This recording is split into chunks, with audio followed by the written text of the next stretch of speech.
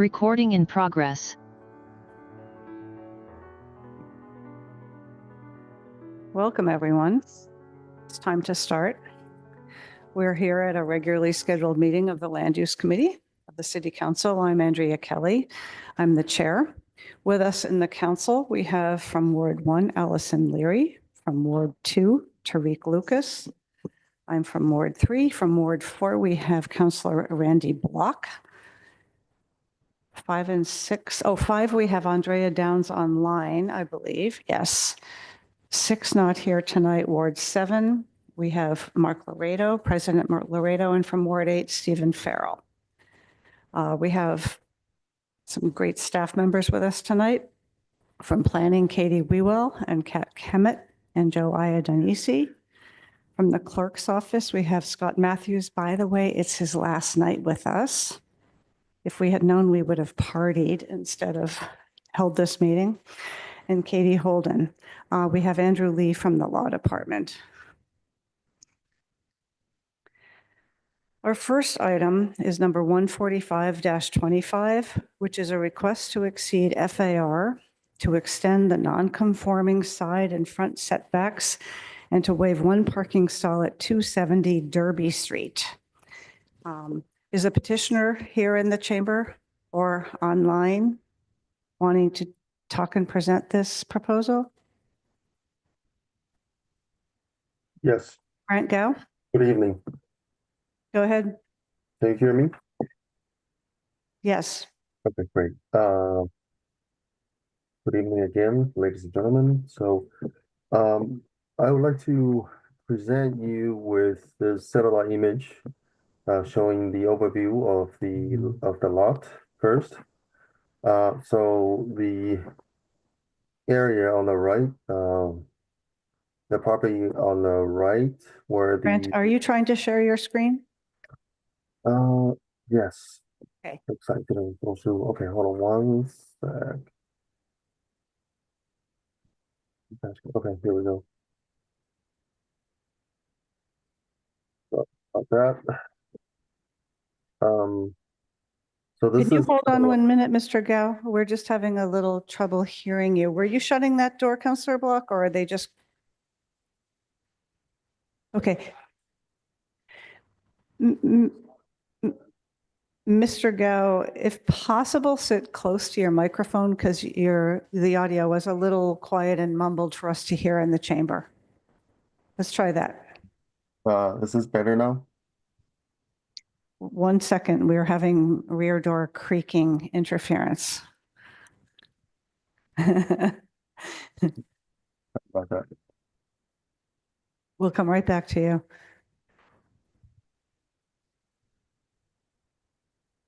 Okay, let's try that. All right. I hope it's So working just now. give us your name and address and what relationship you have to this project. Yes, my name is Grant Gow, and I am the general contractor for 270 Derby Street. It's currently a single-family house and with a funky carport in the back and a good size garage, detached garage, and a couple of sheds.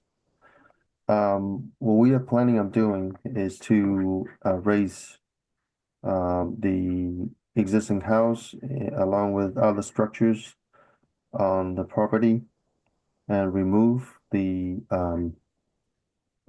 pavement as shown in the red rectangle of the satellite image and replace good portion of this as with a lawn, effectively reducing the impervious surface. And the house will be replaced. I will show you the drawing. This will be the elevation of the proposed house. This is the front. The elevation. Yes. I thought you said foundation. Elevation. And these are the side elevations.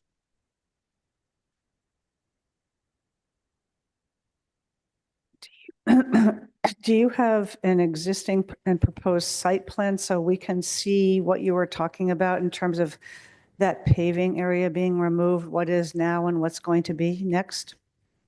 Do you Yes, have I do. plans like that? Yes, I do. Great. It's a good place to start. So let me just open up the plot plan here. So this is the existing condition. Um, as shown here, there's a bit driveway here. Not sure if yeah, right here. This is the big driveway. There, it's a shared carport with the adjacent property, which was owned by the same owner.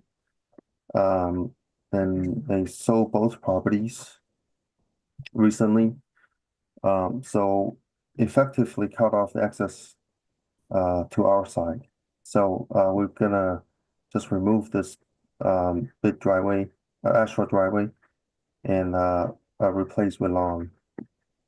And we will, like I said, we're going to replace the shed and the garage with grass as well. This is the proposed site plan. Let me just see if I can. Yeah, so the building footprint will roughly extend to here, including the deck. But the rest of it will be grass. Is there a plan that shows that footprint? Or are you just trying to outline it for us sort of schematically in red? Yeah, I just want to outline it so it's easier to see, but this is the proposed site plan actually. So only one driveway now. Yeah, the driveway will only will actually go into the garage, the new attached garage. So the existing driveway will not be extended. It'll actually be shortened to only about here. The existing driveway goes all the way back here. So the new driveway is only in the front, only here. Okay, sorry to interrupt you. Keep going with your presentation. It was just hard for me to understand what you were saying with what you were showing. Yeah, sorry about that. So there won't be any detached structure on the property as proposed. Let me go back to the oops, right here. Let me go back to the proposed elevations. So this is from here you can see the garage linking to the proposed driveway. The driveway is actually existing. We're just gonna be shortening, make it shorter. But that's not for both units, is it? No, the other unit is actually owned by somebody else. We're not proposing anything for that. There's only one unit on this property. Sorry, Mr. Gao, hold on one second. If you use your microphones, we can hear you better too. I think you're saying you can't We hear. are having a very hard time hearing this petitioner.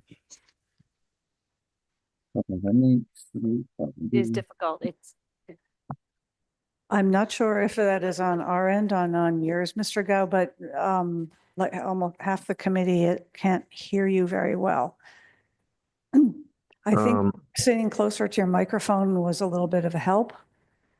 would But it be, is this better now? is that better? Gentlemen, Counselor Farrell and Laredo? No? It's louder. Okay. Yeah, let me know if any more adjustment needs to be done. It might be about loudness and enunciation and closeness to the microphone. It is a little bit hard to understand everything you're saying. Yeah, I'll try to make it more clear. So far, do you have any questions? Well, back to the plan you showed, I thought you were saying that you were eliminating the bituminous that exists and shortening it by having just one driveway into that garage. But then there's another unit in the back that must have a different access, a different curb cut on a different street. No, there's only one unit that we It's are one proposing. unit. I thought you were doing a 2-unit. Oh, No, yeah, okay. It's a single family, but 2-story single family dwelling correct. with just that short driveway and one parking spot. That's correct. Okay, thank you. Thank you. Usually I wait till later, but I could see that many of us were confused. Mhm. Is that all you would like to present at this time? I think so. I see Andrea Downs has raised her I just have a hand. question, Chair, if you have, again, about trying to read the plans, if that's allowed. Well, why don't we hear from planning next and then take it into the committee for Okay. questions, unless your question is really pertinent at this moment. Well, just since this is up, there's a mention of a retaining wall I'm in hoping the, that, I'm in hoping the that front, so I just wanted to know how high that is. this petitioner did not present anything else, so I'm hoping we're going to go to planning now and let them do a better overview and background of the entire situation and give us the criteria, and then we can ask our questions. So let's go to Okay. planning now, which maybe I should have started with. Mhm.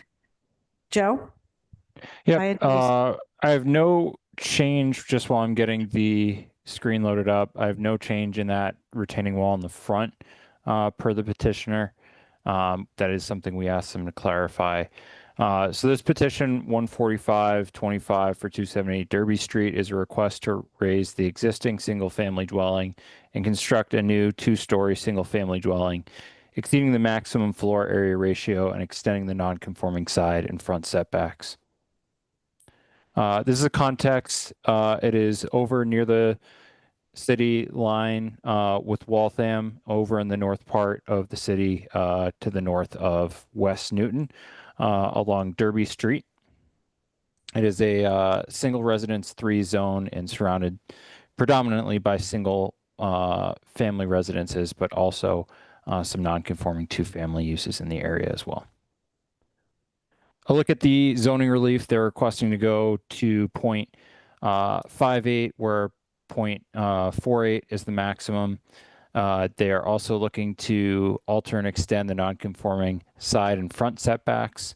They would be decreasing both of those by less than a foot. However, since they are building up the building vertically, that is extending that nonconformity.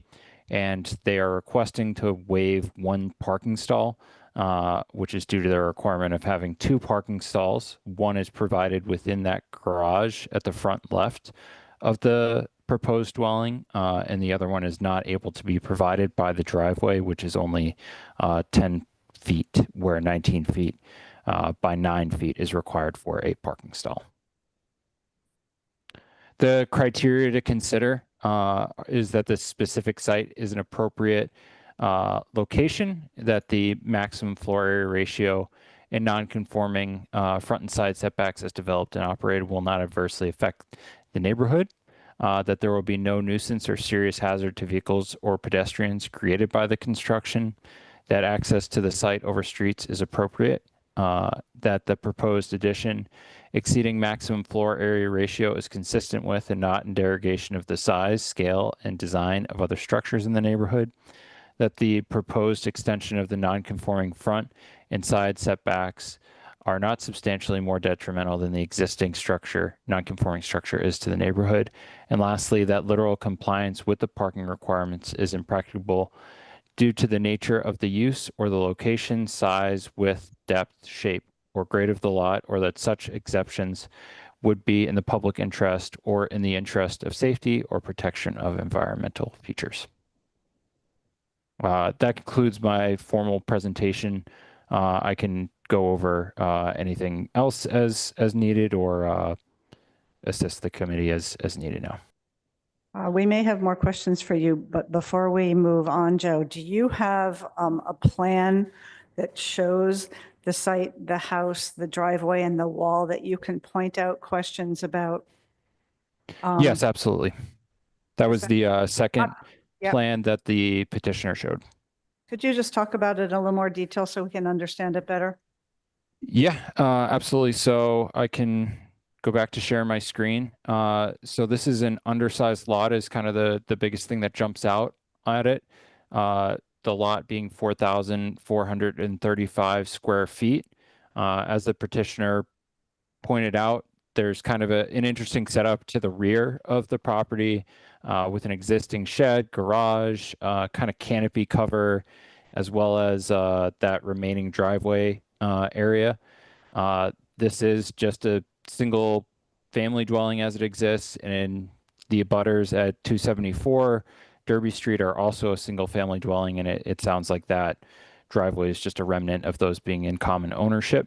And then there's the driveway to the connecting the garage to the street in the existing single family at the front right of the lot. Thank you. And then the only other thing that I want to point out as exists is just this existing retaining wall, which is going to be replaced at the same height per the petitioner. And the proposed two-story building will take over the footprint of the driveway, the existing building, but with the removal of garage, shed, and driveway. They are not contributing to sufficient impervious surface to need in fact, they're removing enough that they don't need engineering review and they don't need relief for open space or lot coverage. Thank you, Joe. Is the height of that retaining wall shown on the plan? It's below my visual screen right now. No, I asked on OpenGov and I'm not prepared with the exact height, but I'll pull it up. But Grant may be able to answer that because I believe I asked him. Okay, or maybe Mr. Gao. While you folks look that up, let's open this up for public comment. I wonder if there are any members of the public, either in the chamber or on Zoom, who would like to make comments or ask questions. I don't see hands up for that, but if something occurs to you, please do raise your hand. We're happy to hear from you. We'll take it into the committee. Councillor Downs, we'll start with you. Yes, I just have a question about how high the new retaining wall is. It's not clear from what the pictures show or from anything that's in NewGov how high this retaining wall is, nor where the basement would start, at what height that would start. Otherwise, this looks like an improvement and I'm all for it, but I just want to get a sense of how high this looks to be off the street. Well, we're waiting. I just asked that question and we're waiting for Mr. Gao Right. and Mr. Iadinisi to answer that. I'm not sure. The other question you had was about beyond the wall was which? Was how high the base, before the basement ends, how high that is from the base elevation of the concrete sidewalk. I know the lot is fairly flat, but are we filling? Mr. Gao, can you answer those questions? Sure. So first of all, the retaining wall currently is about 20 inches high, and we are planning on keeping it around the same height, but Mhm, most likely we'll increase that to 24 inches, which is 2 feet. mhm. I can answer your second question about the elevation of the basement in just a minute.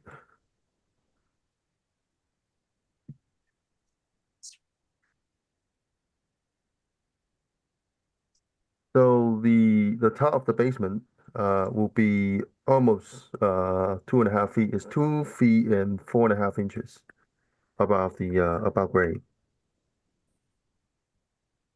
And the grade will be about 24 inches from the sidewalk.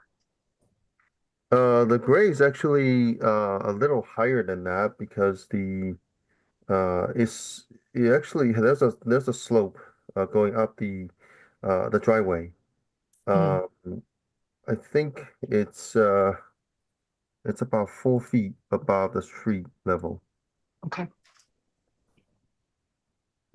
Mr. Gao, do you or your landscape architect or civil engineer have a grading plan that shows the existing and proposed grades that we and the planning department could take a look at? Because changing grade, especially when you start to talk about 3 or 4 feet, is something that we do like to take a look at. Do you have a plan that shows that? Um, we do have a average grade calculation chart and a elevation diagram on the site plan. Let me actually share my screen again. I'm not sure if this is sufficient. So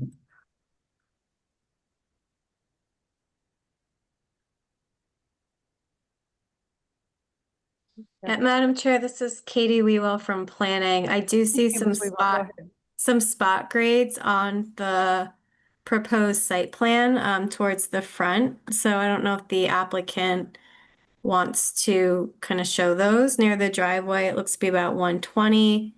And then in the left-hand yard, it's varies from 119.2 to 120. So you see those darker numbers indicate the spot grades of the proposed conditions, and then the grade out numbers are the existing. So you can see under that 120 spot grade, there's a line of 120 below it. So kind of showing the difference in grade, which looks to be pretty minor. It's just probably the It looks like direction. about 2 feet.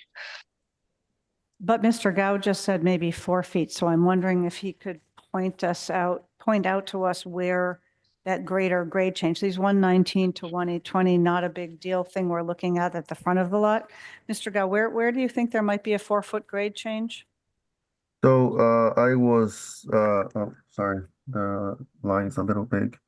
I was comparing the grade on the street to this grade at the front step. I'm sorry, let me get another basket. So it's close to 3 feet actually. The 4 I'm feet I was sorry, referring sir, to. that's a lighter gray, so that means it's the existing grade. Correct.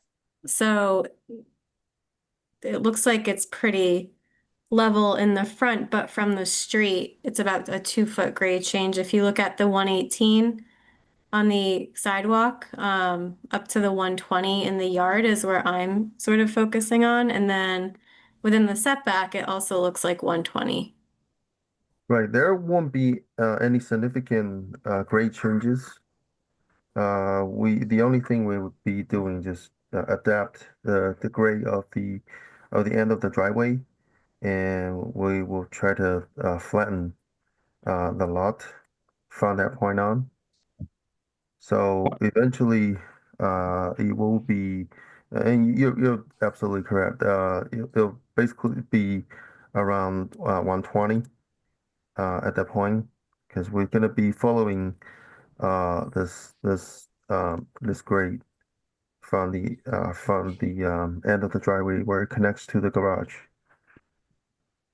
And Mr. Gao, if you could go to the zoning table up and to the right at the middle, it does have the existing average grade plane and the proposed average grade plane.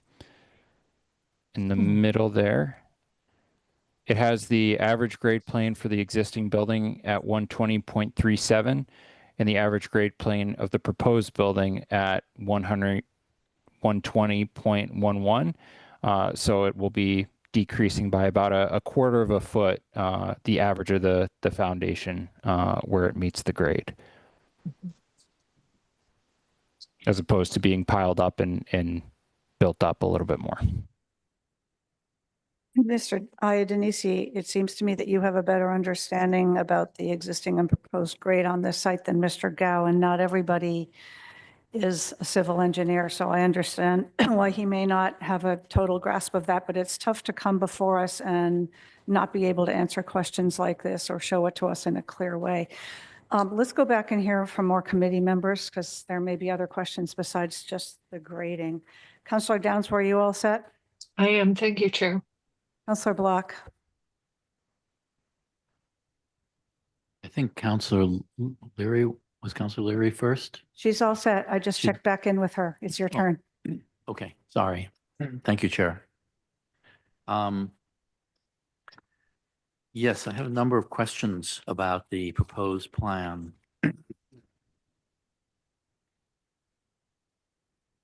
What's the square footage of this house? Proposal? It's actually right here.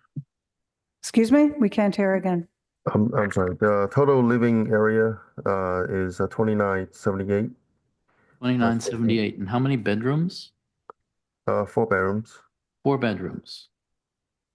So it's a pretty nice size house.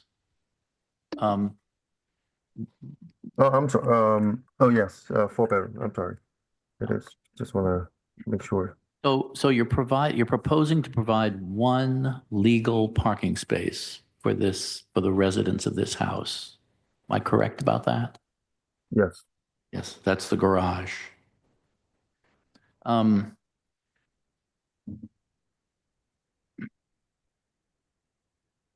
do you think that's adequate for a house of this size? We're looking at comparable houses and new developments in the area.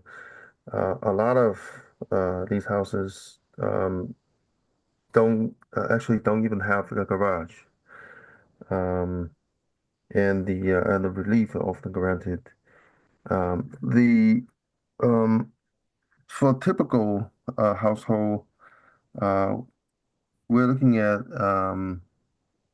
perhaps a husband and wife and the 2 children. They often, the husband and wife often can share one car. And there are there are usually a lot of street parkings on Derby Street and on the side streets. And we're hoping to utilize that. Well, the rear part of this lot, I see there's a lot B. Is that part of this proposal? Do you own that? Is that part of this lot that you're developing? I'm sorry, can you repeat your question?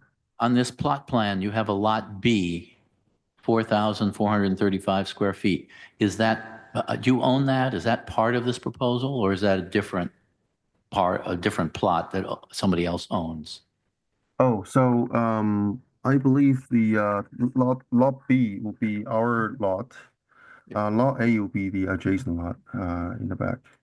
Yeah, Councillor Block, I can jump in. We see that often on plans. I think it reflects a former subdivision that refers to the subject lot is Got it. Lot B. Thank you. So this whole parcel is in effect Lot B. Okay, great, thank you. So back to the petitioner, is there some reason why your proposal is not set farther back on this lot so that you would have more space in front for a driveway that could accommodate the second car that this family might own? If you look at the shape of the lot, the property line on the right is slanted and it narrows down quite a bit in the back. Moving the structure further back would require us to make the rear of the house a lot narrower to stay away from the to have adequate access to the back from the right hand side. That's one consideration we had, but I mean, it Did you is. develop, I mean, this is one of the zoning relief requests that you have, that we waive one parking stall. And I'm trying to see whether that's really an essential waiver that we have to provide, or whether there's enough land so that you could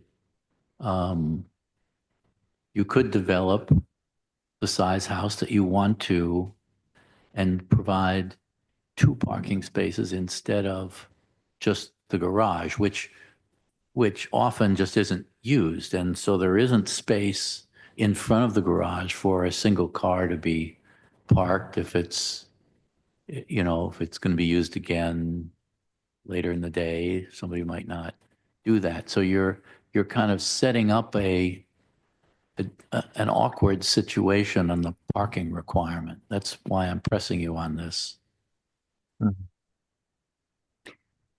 I don't want to say something that you don't mean to be saying, Counselor Bach, but while we're on this, usually I will wait till the end, but I had the same question.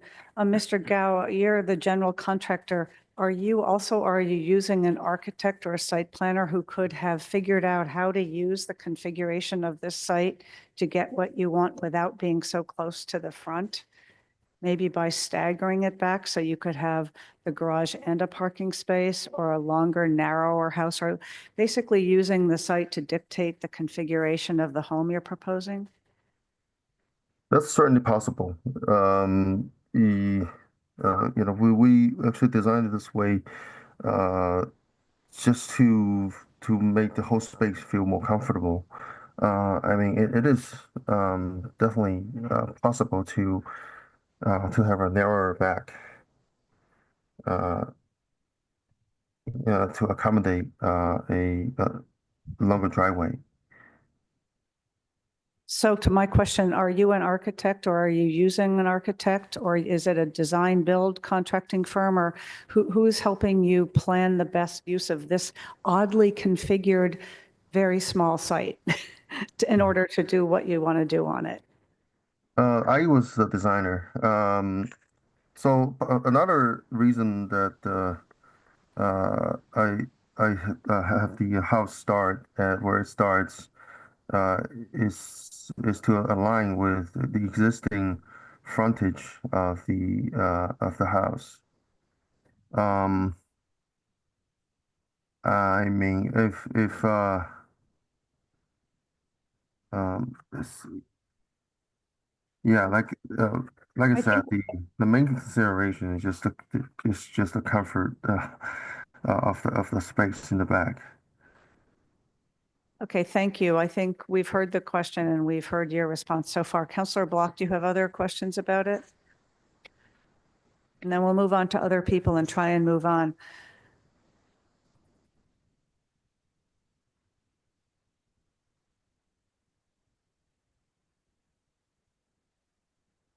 Well, just a comment, I suppose, to the planning department and their view of this this design for this very short driveway on a very busy street.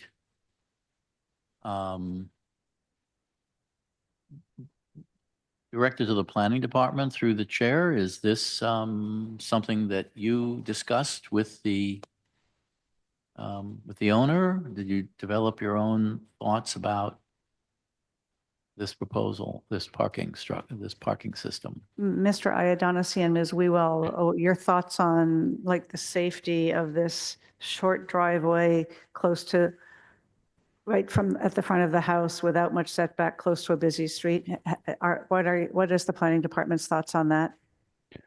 Certainly, we always encourage applicants to comply with the zoning ordinance wherever possible. We know that it's a smaller lot in total, and it narrows, so there are some challenges, but there are potential ways to design a second parking stall. It's partially mitigated by the location, which is within a quarter mile of stops for 3 different MBTA buses, and just over a mile from 2 different commuter rail stations. So there is the possibility of utilizing some different means of transportation within the area. But at the same time, we always want to encourage wherever possible to comply with the zoning ordinance. Yeah, I can jump in too. I think as the chair pointed out, the site design or the site is unique in that, you know, the further back you go, the narrower. So if you were to push this building back, you would be decreasing the setbacks further along that right-hand side. So I think whenever, you know, someone is site designing, there are so many considerations to take into account. So I think kind of keeping this floor plate and, you know, the livable area as configured, pushing the building back would certainly move it closer to that right property line. So they seem to have struck a balance with the 10-foot driveway and the 1 parking stall. And, you know, a lot of times the unique needs of the property owner can, you know, help determine how much parking is appropriate and what they can live with. And I don't think short driveways are uncommon in this neighborhood. Just taking a look around, I think there are other properties with short driveways due to the placement of the dwelling on the lot.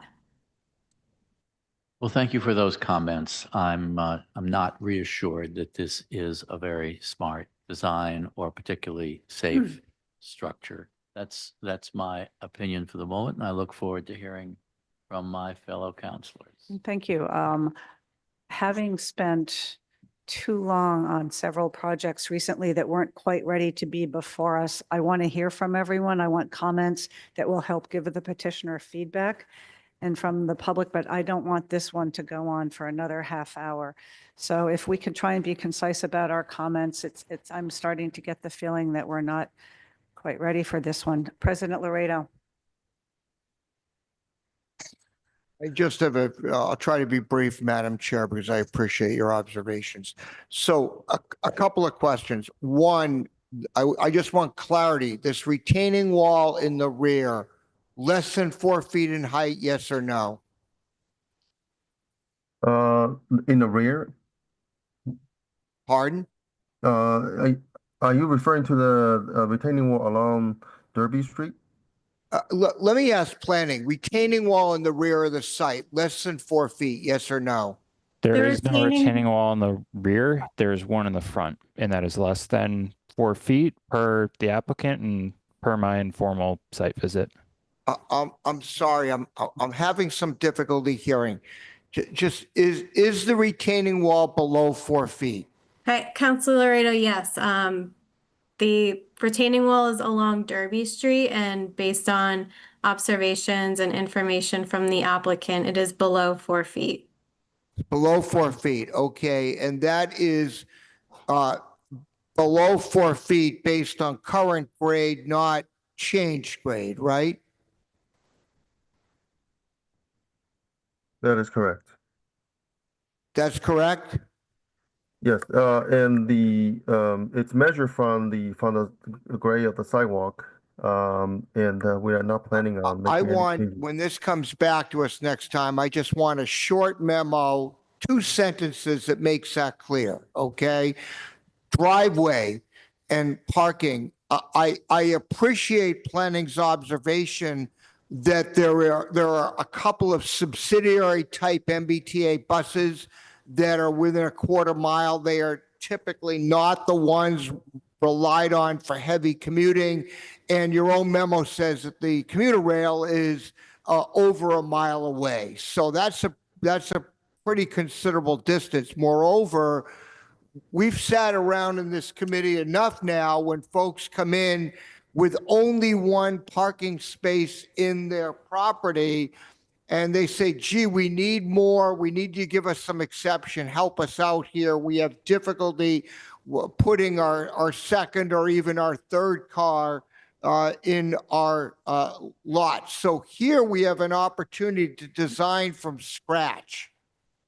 And if we have an opportunity to design from scratch, it's very different if you have an existing house and you got really difficult issues. But here, I'm not seeing why you cannot design this so that you put a car in the garage and you put another car directly behind it. And I think that's just a matter of some better site design. Otherwise, you know, I think I understand the rationale for this. It makes sense to me. I understood you didn't get a demolition delay. That's prerogative of historic, but let's have as little relief as possible here. And I think that requires just some more thoughtful design work. I'll leave it at that. I'm going to request that we hold this at the right time. Yes, I imagined that Councillor Block might do that as well. I'd like us to focus on constructive comments we can make to Mr. Gao between now and when he comes back to us, because I think that's definitely the direction we're heading in. Councillor Farrell. Thank you, Chair. Quickly, this whole parking business, I'd like to be reassured, and I'd like the owner to be reassured that if they ever want to leave that car out of the garage and it's hanging over the street, that's not going to be allowed, as I understand it. So I agree with my colleagues that this needs to be fixed. Secondly, I must admit I'm disappointed that the retaining wall, which is not going to be much higher, we're going to lose that very old stone wall, but there you go. I would also like to say that I think your design, if you have an architect, I know we're not talking about design, but I would love to see something that's more in keeping with the architecture of the neighborhood.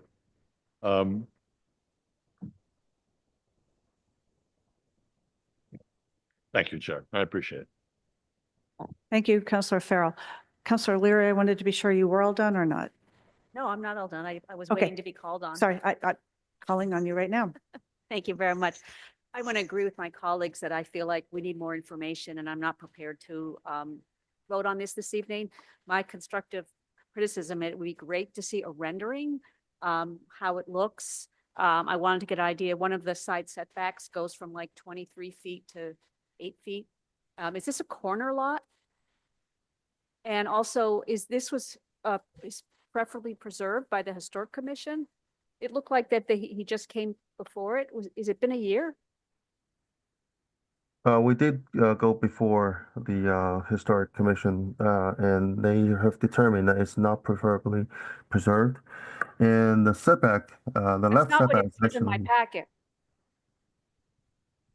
It says it is preferably preserved. Didn't anyone else read that? Am I looking at the wrong one? Mr. Gao, when did you go before the Newton Historical Commission?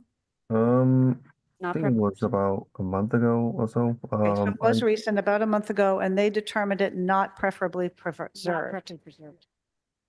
Oh, okay. Okay, clear?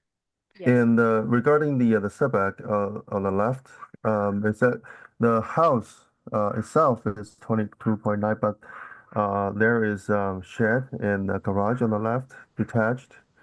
The setback of the garage is 1.3 feet, and the corner of the shed and all the way in the back is only 0.2 feet from the property line. So we are actually increasing the left setback from 0.2 to 8.4. But you're removing those buildings and those are existing non-conforming and you have a chance to start from brand new, as President Laredo pointed out. So you have an open slate to do things as well as possible on this site. Right. Councilor Leary. I mean, this is a tiny lot, and if we follow the all the setback requirements on the lot, then this entire proposed dwelling will not be comfortable to be living by any size family, to be honest. No, if it's a rectangle as close to Derby Street as possible, you're correct. But with some creative site planning and design, it may be possible. Councillor Leary, continue, Some please. Small homes can be very comfortable and healing.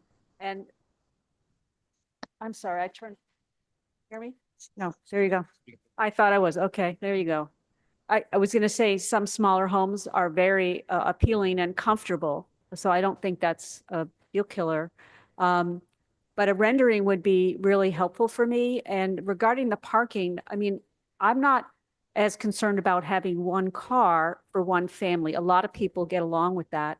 But if there's going to be if it's going to be tandem, the only thing I would be concerned about, and Councillor Farrell mentioned that, was a larger car that would block the sidewalk. So I wouldn't want to see that. And it's hard for me to make that determination now. It's 10 feet long. Is that right? The parking is 10 feet long? Yes, To the yes, sidewalk? the current proposed driveway is 10 feet long. Also, if I may add, regarding the side setback, the minimum setback requirement for this district is the side setback minimum requirement is 7.5. Yes.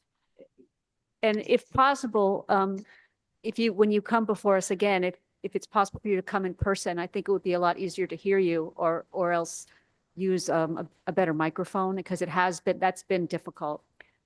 Thank you, Thank Councillor you. Leary. Good recommendations. Ms. Belville, I do see your hand up. Because I had gone back to committee, I'm going to hear from Councillor Lucas, and then I'll hear from Julia Maliki and Mary Lee Belville. Councillor Lucas, and then let's try and wrap this one Yeah. up. Thank you. Yes, I understand we're going to hold this, so I'll be very brief. So this site is about a 30-minute walk from the Auburndale Village Center. So I am not very comfortable with a one car here, one parking stall, excuse me. So long story short, a better site design to allow for 2 cars, tandem parking is my recommendation. A question to planning. I just want to make sure, because I don't see it on the site plan and I must have missed it in the memo. What is the length of the garage, if you know? I have the dimensions here. The garage is 12 feet wide by 18 feet 2 inches long. Can you say that again? The garage dimension is 12 feet wide by 18 feet and 2 inches deep.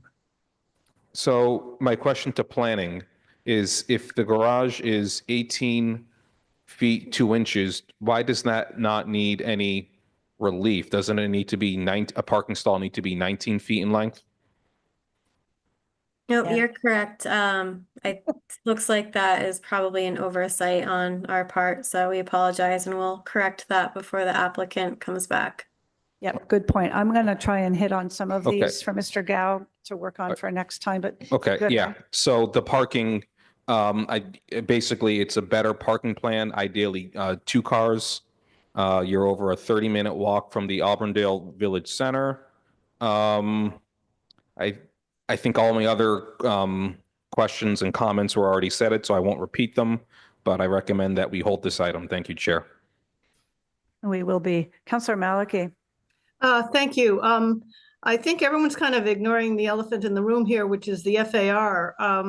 For a new build from scratch, as has been pointed out, I don't see any reason to go over the standard FAR of 0.48, which, I mean, the developer here bought an undersized lot, knowing it was an undersized lot, knowing what regular setbacks are, and somehow expects to do a 0.58 FAR bill. That just seems incredible to me. At 0.48, even with the undersized lot, you could still build a 2,128 square foot house, which is plenty big for a family if the rooms are small. The lady I bought my house from and her husband raised their son in a house which was, I think, about 1,200 square feet. The size of this house is sort of contributing to the pushing it to the front, which is the reason you only have a 10.5 foot space to theoretically squeeze in a, mini car or something in front of the garage. The idea that you mentioned that, there's a lot of street parking around here. Well, that's kind of assuming that we didn't have an overnight winter parking ban and that we didn't have snow emergencies and that there's not going to be any company during those periods. And it's also causing on the site, the site plan, it appears that where the setback is about 3 feet and a few inches being requested, that is where the heat pump equipment would go. And I don't know how noisy that is, but it seems kind of obnoxious to put that type of equipment so close to a property line. So I kind of have a lot of issues with this, as you can tell. I would like to see something that does not go over the standard FAR and that meets setbacks. Thank you, Councillor Malachy. Mary Lee Belleville.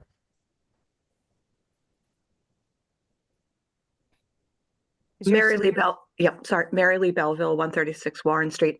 Raised my hand when Mr. Gao suggested that if one parking spot wasn't sufficient, that folks could park on the street. And kudos to Councillor Malachy for pointing that out as well. So I won't belabor that point. I don't think that's an appropriate suggestion that the city should provide the gap in the parking. And also, if it's only a 10-foot parking spot, and as Councillor Block pointed out, a lot of people end up using their garages for storage. It's very light, and the garage is actually not long enough right now at 18 feet and would need to be bigger. It's going to encroach more on the surface parking. So there very likely be 2 cars parked on the street, and I don't think that's appropriate. Thanks. Councillor Downs, your hand is still up. Is that just a remnant? It is not. Go ahead. I just want to encourage the petitioner to continue with a smaller home, but also with reduced parking. There are a number of people in the city who manage just fine with 1 car. This area has a pretty decent walking score, a good biking score, and it's 2 blocks from the 5 buses, the 505, 553, and 554. And it's within a mile of 2 commuter rail stations, both of which will get you into downtown or further out to the suburbs. So there are a lot of different shops nearby where you can get a number of things done. So it's doable, and I think our climate goals favor grass and open space and yard over driveway, and I think we ought to try to stick to that and make room for people and not necessarily mandate more cars. That's it. Thanks. Thank you, Councillor Downs. Mr. Gao, I'm sorry to say we're sending you some mixed messages here. I'm going to quickly touch on some things I hope you heard. You could get back in touch with planning or listen to the tape of this to catch up on some of the suggestions and concerns that were made tonight. Plans need to have dimensions, including height of retaining wall, top of wall, bottom of wall. Renderings would be helpful for us to understand from a perspective what this is going to look like.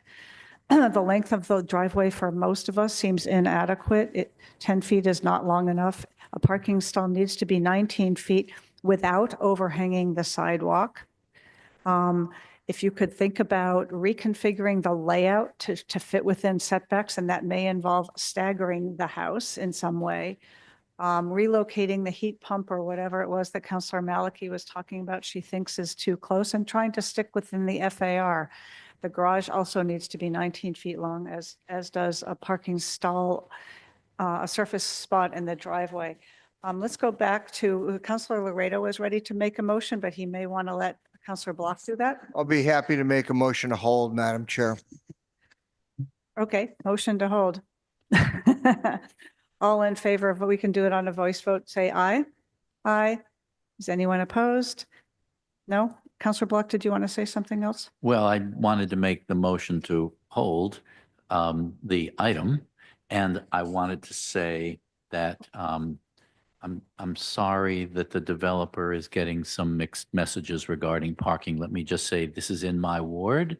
I think given this neighborhood, the ability to park 2 cars off of the street is a very smart thing to do from the point of view of making this property attractive.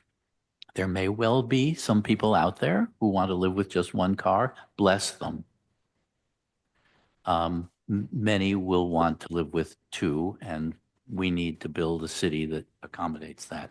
So, so with that, I move that we hold the item. It was already moved and voted, unfortunately, but thank you for backing that up. I agree with you in this location. People may live with 1 car, but sometimes they still have friends or family come over sometimes. You can't park on Derby Street. So I think that's something, Mr. Gao, for you to consider. I hope you understand that holding it is to your advantage tonight, because if we were to vote on this tonight, it would not pass. So holding is a good thing from your perspective, to give it some more time and come back with a plan that meets some of these concerns. Let's move on. I wish that we hadn't spent almost an hour on that one thing. The next item is number 142-25, which is a request to exceed FAR and to allow parking in the front setback and within 5 feet of the street at 65 Clark Street. Is there someone here? Yes, come to the microphone, please, sir. Just let us know who you are and your address and give us your presentation. There's a button at the base.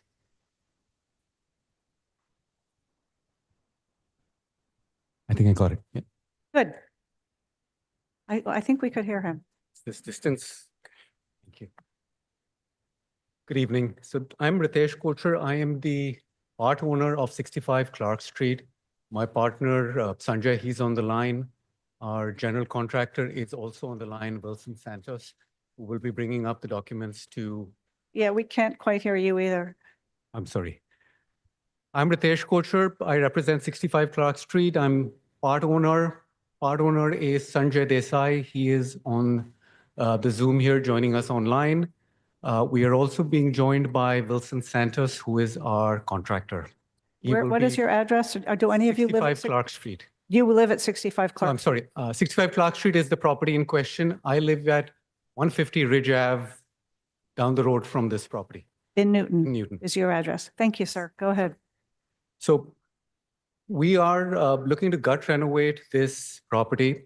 It is a existing two-family. We are looking to convert this into 2 condos. There are 2 pieces that really bring us to this commission here in terms of the request being made. One is around the parking. We are requesting to move the driveway and parking from the Clark Street entrance to Cloverdale, given, Will, if you could please pull up the documents. Thank you. Will can show us the existing driveway and the proposed chain, which is moving from Clark Street to Cloverdale. The reason we're bringing this up to the commission is because this proposed parking is located in the front setback and within 5 feet of the street. Essentially, 2 of these 4 stalls come within 3 feet of the street, and that's the relief that we are requesting, part 1. Part 2, we're also looking to construct a 2.5-story rear addition that follows the existing structure, and that would increase the FAR from 0.49 to 0.60, which is the other part of the relief that we are requesting as part of this hearing today.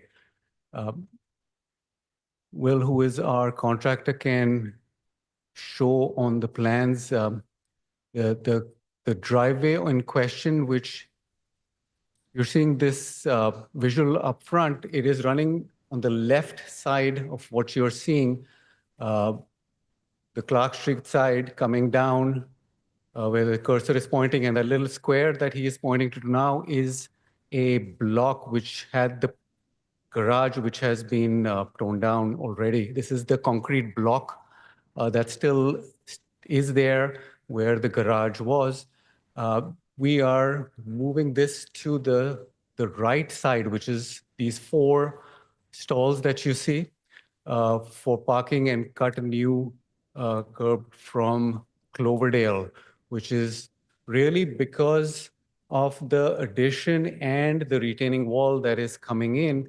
The entry to the parking spaces will be extremely difficult, if not impossible, to go down the entire length of the driveway and then park if we didn't move it to the Cloverdale side, given the retaining wall and given the turn that they would have to take towards the end, and then will really have to reverse back out if they were pulling back out from the Clark Street side.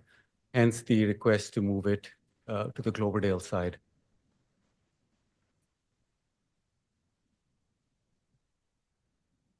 Anything more? So those are the 2 pieces that I wanted to bring up. If there's anything else specifically that you'd like me to talk about. Are there plans or anything you would like us to look at? Absolutely. We have, Will, could you pull up the Yeah, architectural? Sorry. we'll do it right now. Yeah. I think he's trying to pull that up.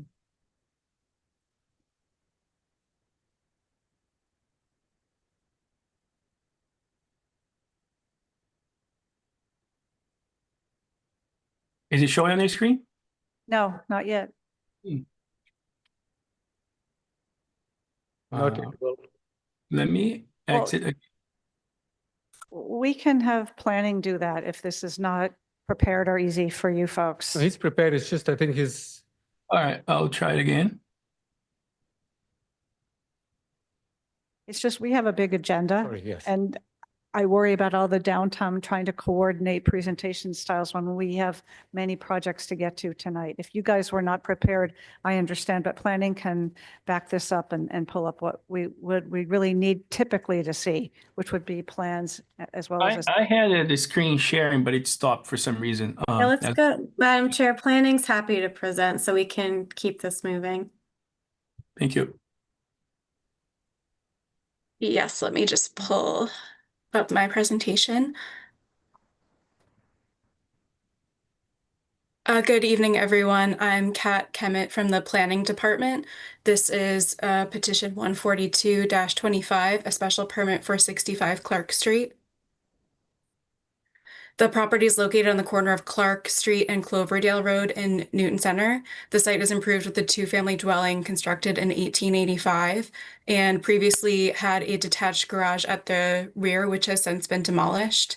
Both of the existing front setbacks are non-conforming. The setback on Clark Street is 16 feet, and on Cloverdale Road, it's 19.4 feet, where a minimum of 25 feet is required. Vehicular access is provided via a curb cut and driveway to the right of the front entrance on Clark Street currently. The parcel and immediate abutters are all zoned multi-residence 1, and the area is primarily residential with a mix of single and 2-family dwellings.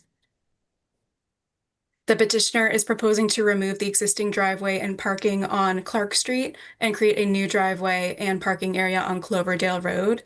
They also intend to construct a 2.5-story rear addition. The addition will exceed the maximum floor area ratio allowed by right. That's going to increase from 0.49 to 0.60, where 0.50 is the maximum allowed. And the new parking is located within both the front setback and within 5 feet of the street on Cloverdale. So that also requires special permit relief. When reviewing this request, the council should consider if the site is an appropriate location for the proposed parking stalls in the front setback and within 5 feet of the street, if the stalls within 5 feet of a street will not adversely affect the neighborhood, if the stalls within 5 feet of a street will not create a nuisance or serious hazard to vehicles or pedestrians, if access to the site over streets is appropriate for the types and numbers of vehicles involved, if literal compliance with the city's parking regulations is impracticable due to the nature of the use or the location, size, width, depth, shape, or grade of the lot, or that an exception would be in the public interest. And if the proposed increase in floor area ratio from 0.49 to 0.6, where 0.5 is the maximum allowed by right, is consistent with and not in derogation of the size, scale, and design of other structures in the neighborhood. And we noted no major concerns with this one.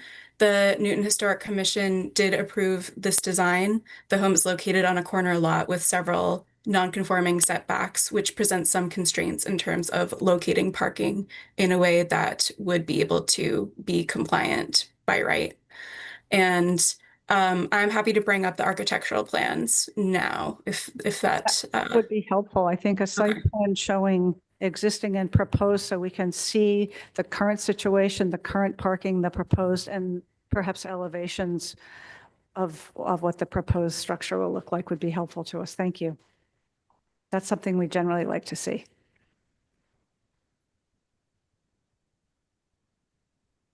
And I'm sorry if they did not prepare you for bringing We those. have everything. It sounds like they do have it ready, it's just having some trouble with the share. Yes. But this is the existing site plan. So where's the parking? So the existing parking is here. For how many and spaces?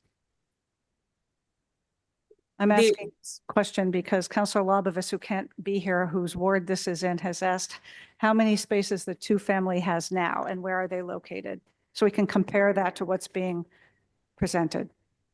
It was a two-car garage, very narrow two-car garage, and then the driveway that you see could have possibly also been used, but if that was used, the cars from the garage would not have been able to come out without the car behind them moving out. Or at least a two-car garage did exist side by side. So it could have been 4, but there would be some shuffling of So cars. it essentially, it's two right at the end, and then it really narrows down. So it couldn't have carried down to have 2 more in addition to the 2 that are there. And the existing garage was narrow, like mine on 150 Ridge. I can't park 2 cars in the existing garage. That's what this was. Thank you. Thank you, Ms. Kemet. And are there plans, architectural plans? Elevations? Or Yes. Right, there we go. Yes, can you see that? Yes. Great. So this is the front elevation, this is the rear, and this would be the addition here. This is the right side elevation with the addition here. And this is from the left side. Thank you. Sorry, the screen share wasn't working for your team.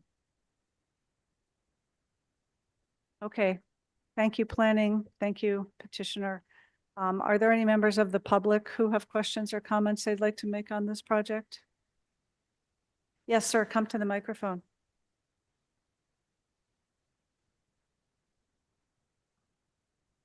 Hi, my name is Frank Campagna. I live with my wife at 23 Cloverdale Road. We are abutters to the project under discussion. I'd like to enter into the record a letter that's signed by over 6 neighbors and property owners adjacent to this project opposing the request to exceed the FAR, if I could, and I don't know who I give Sure. that to. Is, have you sent this in to us also, or is this hard copy? No, this is a hard copy I brought. Sure. Thank you so much. We will make sure that gets into the record. Thank you, Councilor Block. And what I'd like to share on behalf of my wife and I, who couldn't be here tonight, is that we believe the project as proposed is detrimental to the safety and quality of life of our neighborhood and introduces new and unnecessary vehicular and pedestrian hazards. Specifically, it introduces an active driveway on a stretch of the Cloverdale Road frequented on a daily basis by pedestrians, especially parents picking up children at the Cloverdale Miller bus stop, small children on bikes and scooters, people pushing baby strollers, people walking dogs, and so forth. This stretch of Cloverdale Road also is very busy during rush hour, as commuters unfortunately have come to use it as a shortcut to Route 9. In the winter, when plows necessarily create piles of snow that can be 5 and 6 feet or higher, this proposed driveway will be a hazard to both pedestrians and vehicles on Cloverdale Road. We believe that the driveway should stay where it has served its purpose for over 100 years. We also would support giving the developers flexibility to pursue a revised design and appropriate variances that keep the current driveway where it is on Clark Avenue. Thank you. Thank you. Could I ask you, while you're at the microphone, did the petitioner or their team reach out to you and the neighbors, or did you just get together to create this petition? Was there any attempt, but you can answer too, to reach out to neighbors or have a neighborhood meeting or anything? Yes, we've been in dialogue with the developers about this and have discussed this, and they've been very forthcoming to this point. It's just that we have, I think, different visions on where this driveway should be. And since I live right next door, would have to live with the consequences of the new driveway. So, Okay, thank you very much. thank you. Thank you. Anyone else in the chamber or online? Eric Fang? Yes, hi, Eric Fang, 14 Cloverdale Road. I live right across the street from this property. If you look at the design, the existing design, you know, to put 4 parking spots on Cloverdale, you're basically taking down 5-6 trees. If I walk out my front door right now, I see green, I see trees. This new design would add, you know, 4 parking spots right out my front door. You know, I echo what Frank just said, right? We do have a very busy street during rush hour. People are speeding, blowing right through the stop signs to get to Route 9. You know, there are speed bumps on Clark for a reason. Right. I would really like this driveway to remain on the Clark side. Right. I have lived in the neighborhood for 17 plus years. I've raised 2 kids here, and I always make sure that they're very careful on our street during rush hour. You know, just my opinion, I would rather not have this driveway right outside my front door. Thank you, Mr. Fang. Thank you. Would you like to address the question about tree removal? That wasn't something we could see on the plan. Are there existing trees there that are going to be removed? And if so, how are you going to manage the replacement and all of that? We did have I think it was a tree conservation, the board. So they did come and review, and they have given us a plan. There will be a couple of trees where the proposed new stalls will come in, where I think there's one tree and there's one more that the neighbors also agreed is not really as healthy or should remain. But there is one in question that we would need to remove, that we can plant additional. I've also spoken to Frank, who lives behind, who had concerns with privacy, that we would, in fact, as we build the addition, work with him in creating a landscape plan that plants more trees towards the back that gives him privacy. So we have not quite outlined it, but we have agreement with the neighbor that we will work with him to establish that. So you'll work on a landscape plan, and you've already been in touch with the tree warden, so you know about our tree ordinance and that there needs to be a replacement and all that. But for Mr. Fang's point, you would be removing a tree or some trees that he now appreciates looking at. Okay. Thank you. Anyone else from the public? If not, we'll take this also into committee. First, I had Councillor Farrell. Thank you, Chair.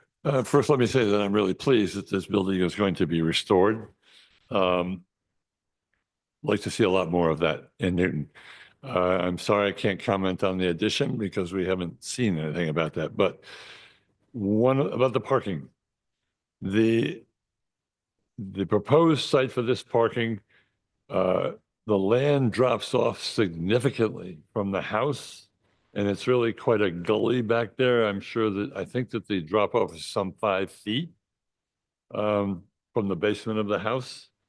It's probably a lot more from the first floor, but there is a significant drop off. And the question is, how do you propose to build this platform if it's approved? Secondly, we're not just removing a tree. one of the trees that's going to be removed is a very significant oak, probably at least 20 inches in diameter. That concerns me. And significantly, on the other side of the fence, there's a very significant maple, I believe it is, that I'm sure when this digging is done, that the roots of that maple could be endangered. So I don't know what the tree warden said, but this is not just a 6-inch sapling or something that we're taking down. This is a significant tree.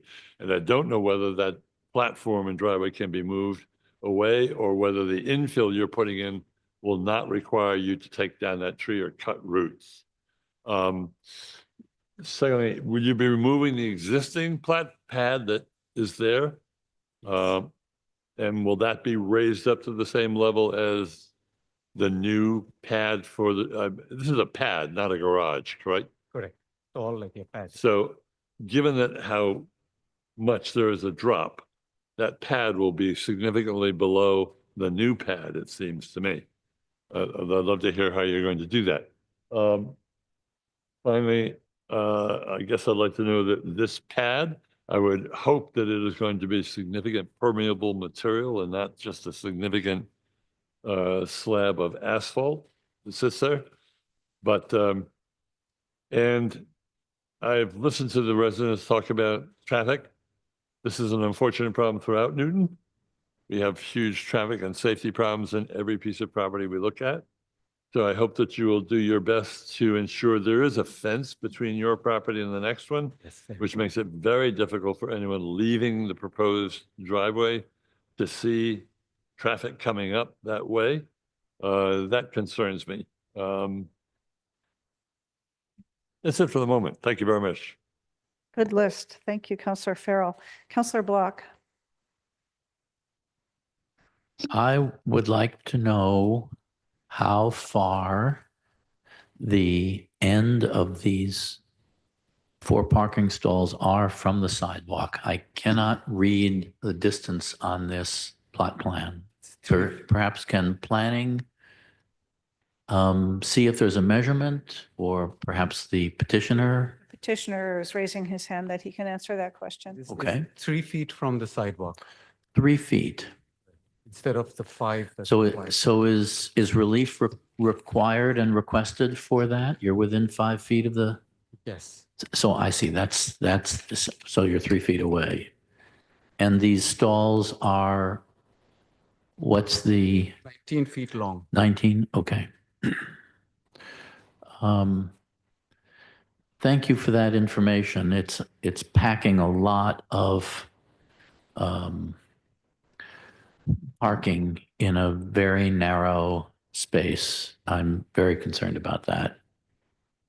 And I second Councillor Farrell's questions. Thank you. Thank you, Councillor Block. Councillor Lucas. Thank you, Chair. Sir, the current use of the house is what? 2-family. It's a 2-family. Is it going to remain a 2-family? We'll convert it into condos, so 2 condos, Will it be a 2-family condo? 2-family condo. Yes, okay.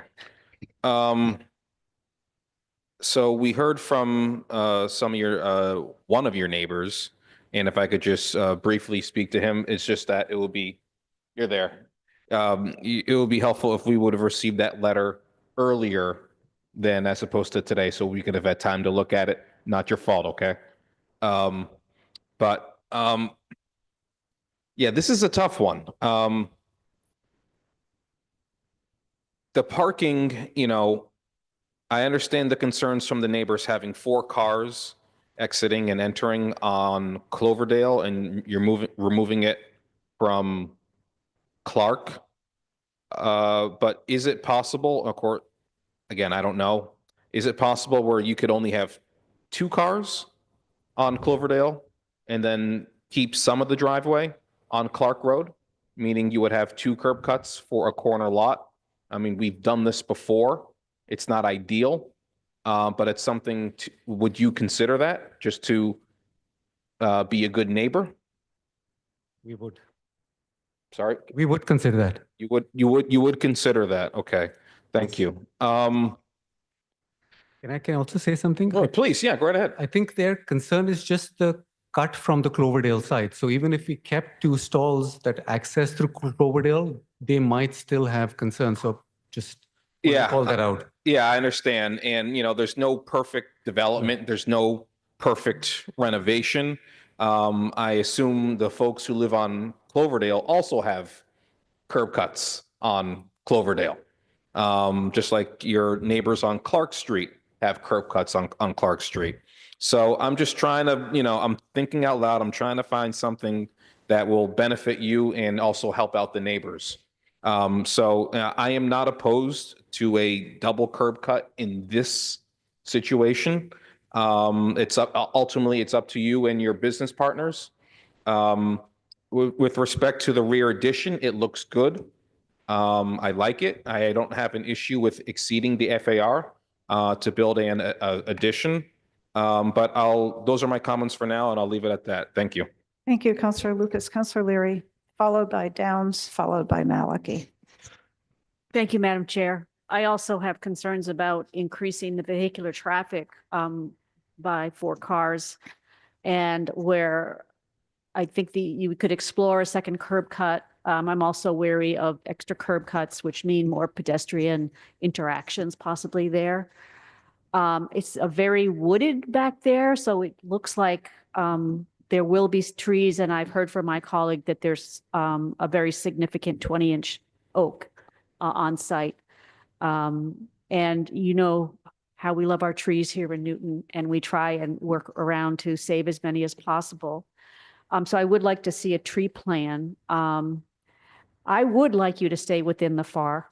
I mean, that's kind of then you could avoid that for us. And maybe that would be able to, you'd be able to do something about protecting more trees and maybe reducing the amount of parking that you need. I'm very, I'm just concerned about putting a lot in this small area. So those are my comments. Thank you. Thank you, Councillor Leary. Councillor Downs.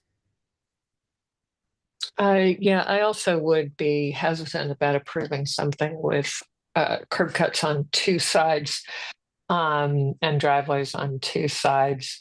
Looking at this and looking at the, just how lovely the streetscape is off of both Cloverdale and Clark, and how the driveways don't dominate the street on both sides. And yeah, the large trees that currently exist. And I'm thinking, where do the residents of this building go outside to recreate if you pave over the side yards on both sides?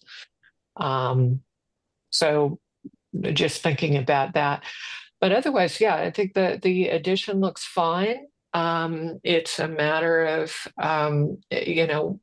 making 2 small units into 2 slightly larger units. And then, as we like to do in this committee, adding more space for cars, which when you're this close into Newton Highlands and Newton Center, and 2 perfectly good Green Line stations plus other transit, this has an even higher walk score.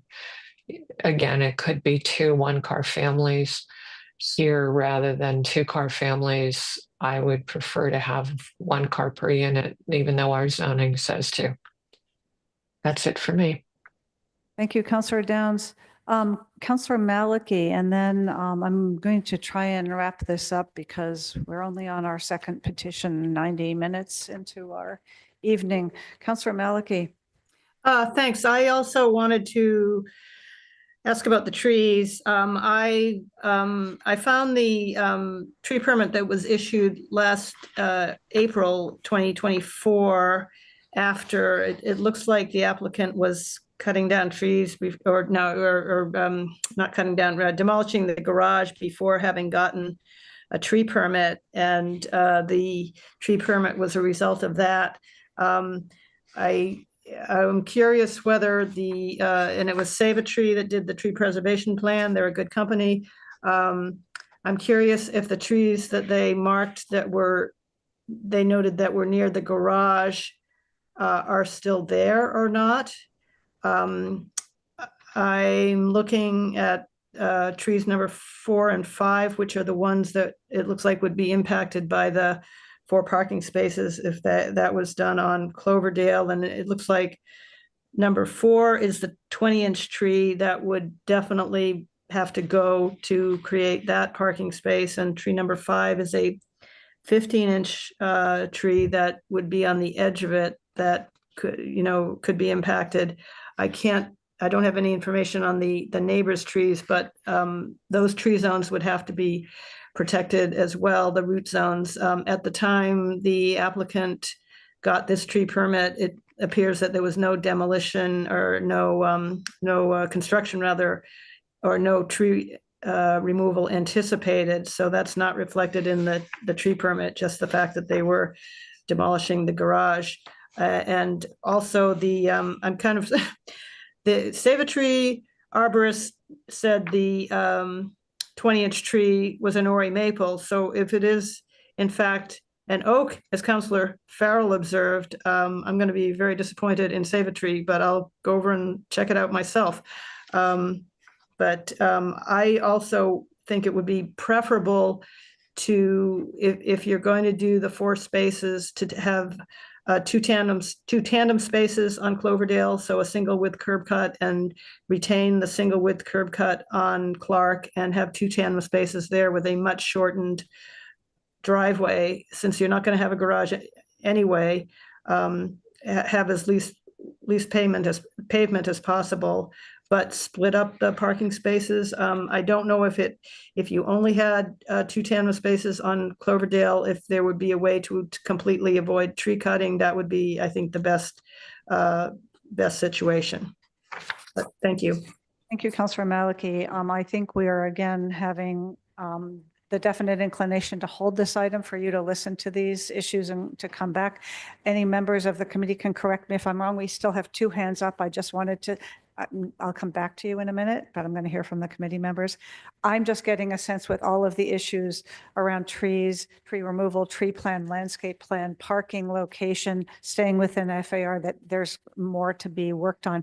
Again, if any other committee members feel differently, mention it to me and we'll make a motion to approve or deny. Councillor Farrell was next, and then Councillor Lucas. Thank you, Chair. Just very quickly. You will? Good. My wife is very frustrated that I can't tell an oak from a maple yet, so I may have them switched. But they're definitely an oak and a maple out there. One of my questions is whether that pad and driveway can be moved closer to the house, but angled, so that you're not cutting down those 2 big trees, or at least interfering with the root systems of the house next door, of the tree and the house next door, because I don't believe we may allow people to cut down their own trees, but I don't think they should be endangering neighbors' trees. So, in particular, if you do Clover, only 2 parking spots on that street, if that whole pad and driveway could be moved so you don't have to take down the oak, I'd appreciate your consideration for that. Thank you.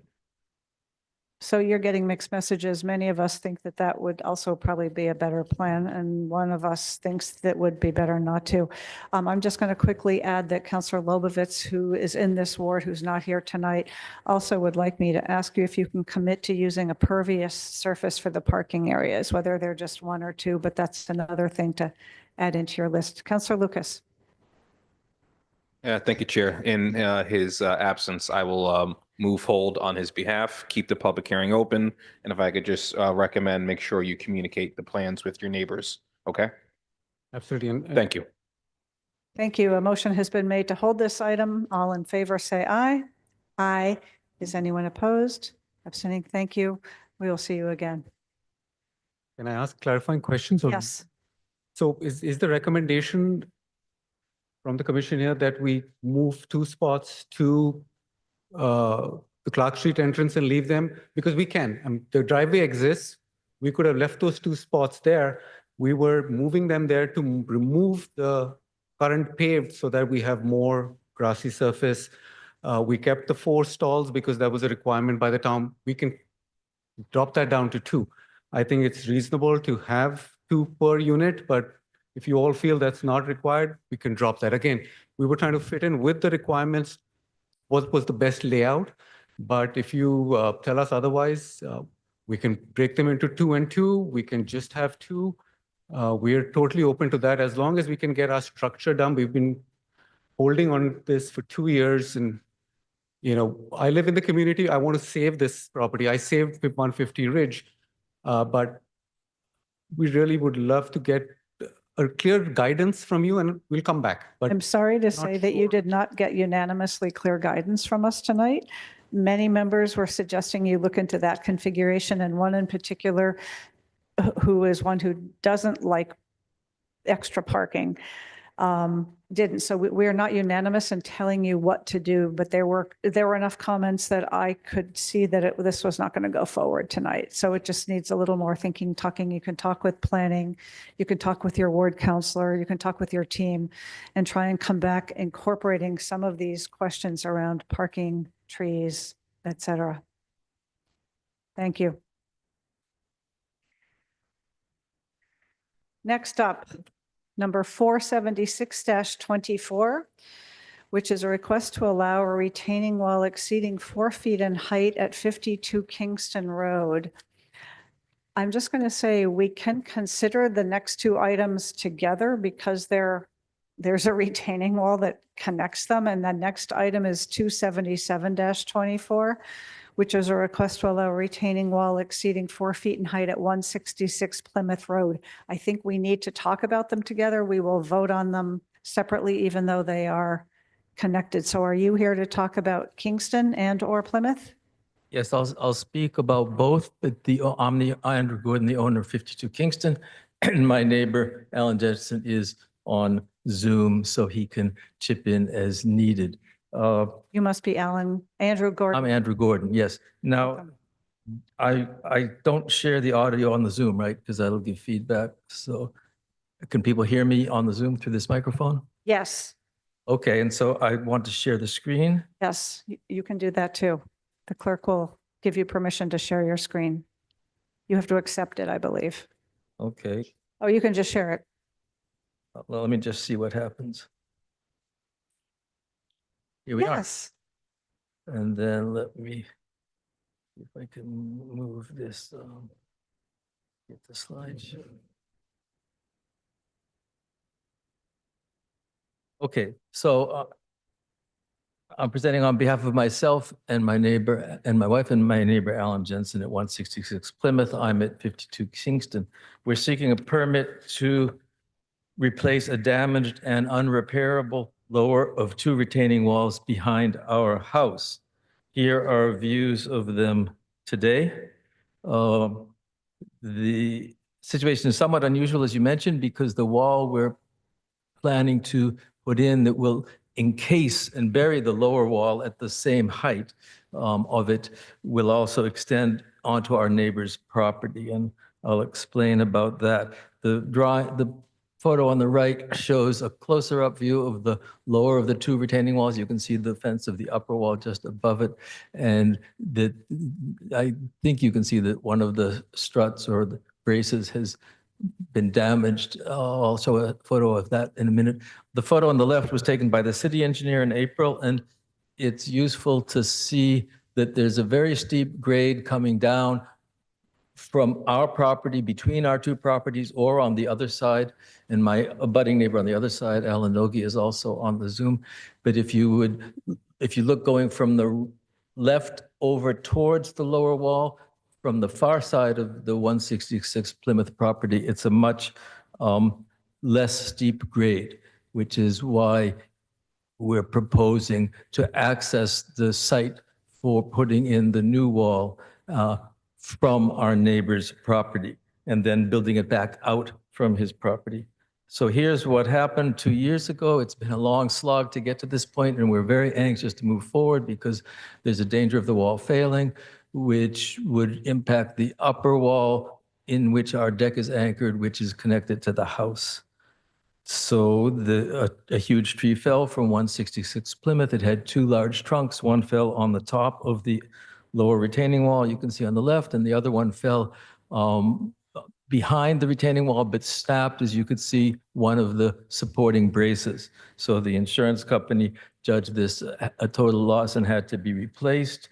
And it's taken some time to get to this point. We've worked with our neighbor on the far side, not 166 Plymouth, but 48 Kingston side, Alan Nogi, to design a wall that's as unobtrusive as possible and acceptable to him. And that we were going to come before you in December, but in order to get that right, we've delayed till now. So here's the plan for the engineer's stamp drawing of the proposed wall. And you can, there's an existing upper wall that you can see, and then the lower wall, which is grayed out because it's going to be buried, is right there. And we need clearance. We cannot build the new wall right behind the existing wall, because in order to fill, because tearing down the existing wall puts at risk and it would be really difficult to shore up the upper wall while we were tearing it down and replacing it. So we're going to build the wall curving around it and in back of it and fill it in up to the height of the current lower wall. It won't be higher than the current wall. It will be the same height or an inch or two above to have it buried. We need a clearance of about 13 feet. It's 13 feet from the backside of the existing lower wall to the new wall. In order to get the equipment down there, the contractor is here with me today, and he can speak to that as needed. The braces extend about 6 feet behind the existing lower wall. And as you know, one of them was snapped. We don't want to break the others. That creates a risk of the failure. So we need the space. The building equipment will be on the inside of the wall, on the street side of the wall. We're not going to be putting the equipment on the park side of the wall. This, by the way, abuts on Cold Spring Park.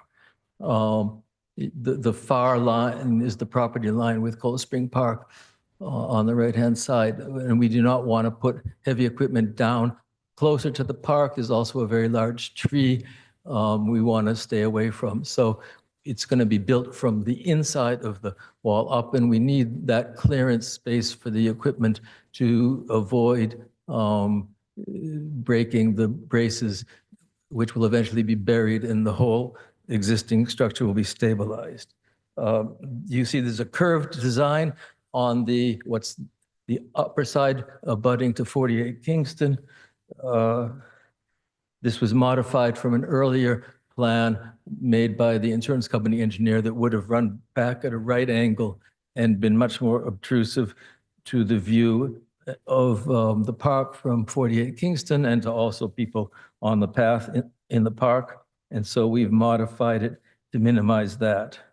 There's a steep grade on our own property, as I mentioned, between our house and 166 Plymouth, and a much more gradual slope on the other side of 166 Plymouth. So the plan is to access the construction site this way, staging on the right-hand side of 166 Plymouth's property, and then putting the equipment down, building up a ramp. And that's really the only possible way to access this site to do this work, which is really urgently needed.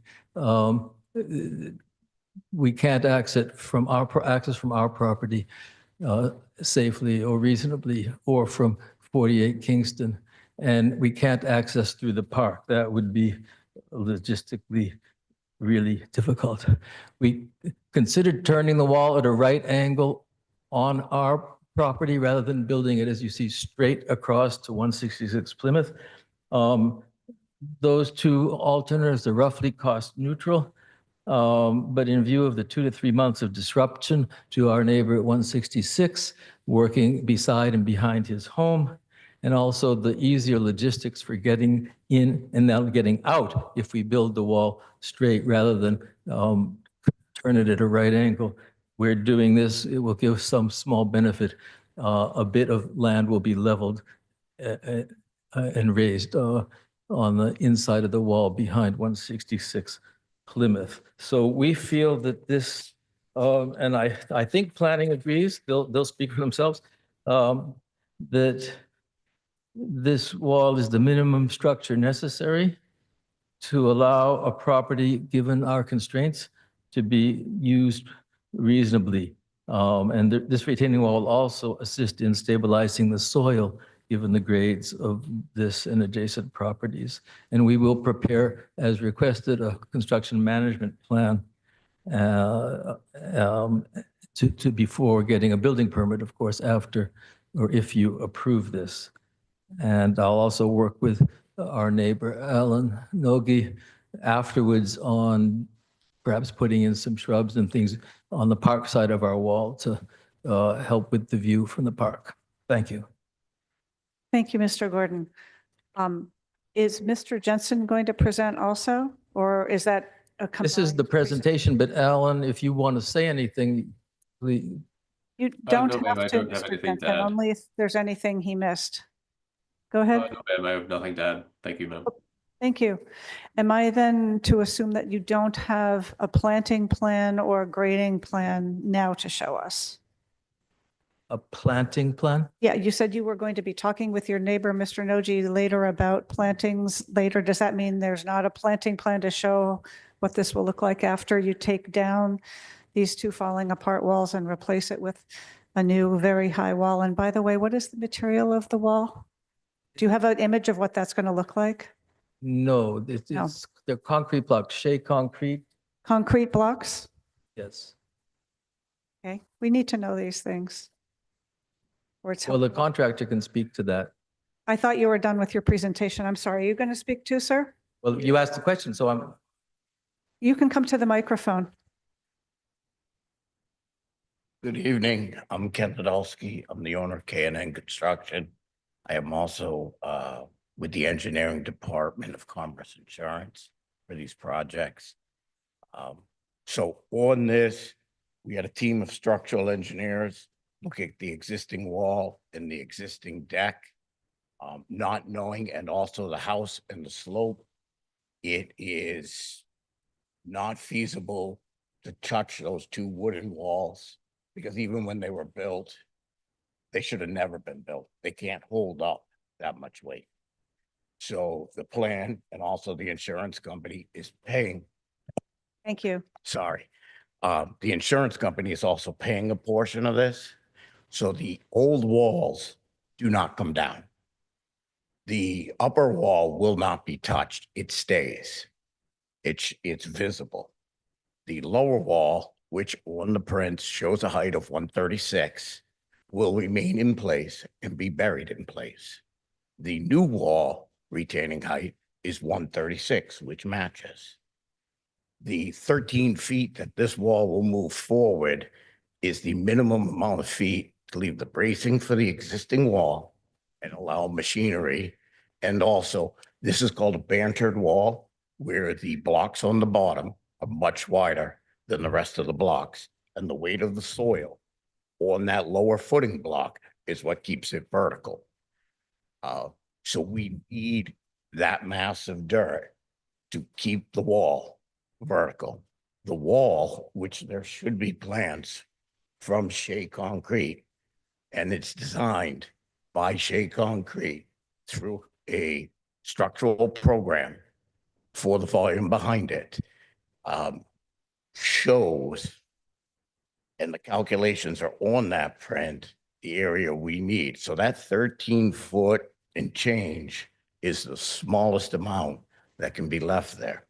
The wooden retaining walls, neither one of them will come out. And this, the reason why we're giving the neighbor a new wall is that that is the easiest and safest way to access the house. Mr. Gordon and his neighbor have a common driveway together. but we can't get around the house with any piece of equipment. So Mr. Gordon is going to donate a wall. We did look and talk to the city about going through the park, but there's restoration, there's liability, there's public safety. So we decided to go the route of giving his neighbor a wall too. The grading is on print that you have on the house side, we'll call it. We remain at the level of the lower retaining wall. On the park side, there's no change of grade at all. There is a comment by the city engineer about that there's been many years of soils and leaves and organics there. We intend on saving the organics. We will reuse those organics in front of the wall. Mr. Gordon's neighbor to the right, Ogie, he is very enthusiastic about the park. He's put a lot of time and effort into it. So there's been a neighborly agreement. They work together for any plantings or anything that need to happen. The wall was originally designed at a 90-degree angle, which is a much stronger wall than a curved wall. But for his neighbor, he asked if we could curve it for his sight view. So we curved the wall. And it is the smallest footprint that we can put in to keep and stabilize the area behind that house. Can you repeat the name of the concrete block you said? Is it a certain system? Do you call it Shea? What did you say it was? The concrete block is produced by Shea Creek Precast, and it is a gravity or soil retained wall where you have spread footing on the backside. The weight of the soil on that footing is what keeps it vertical.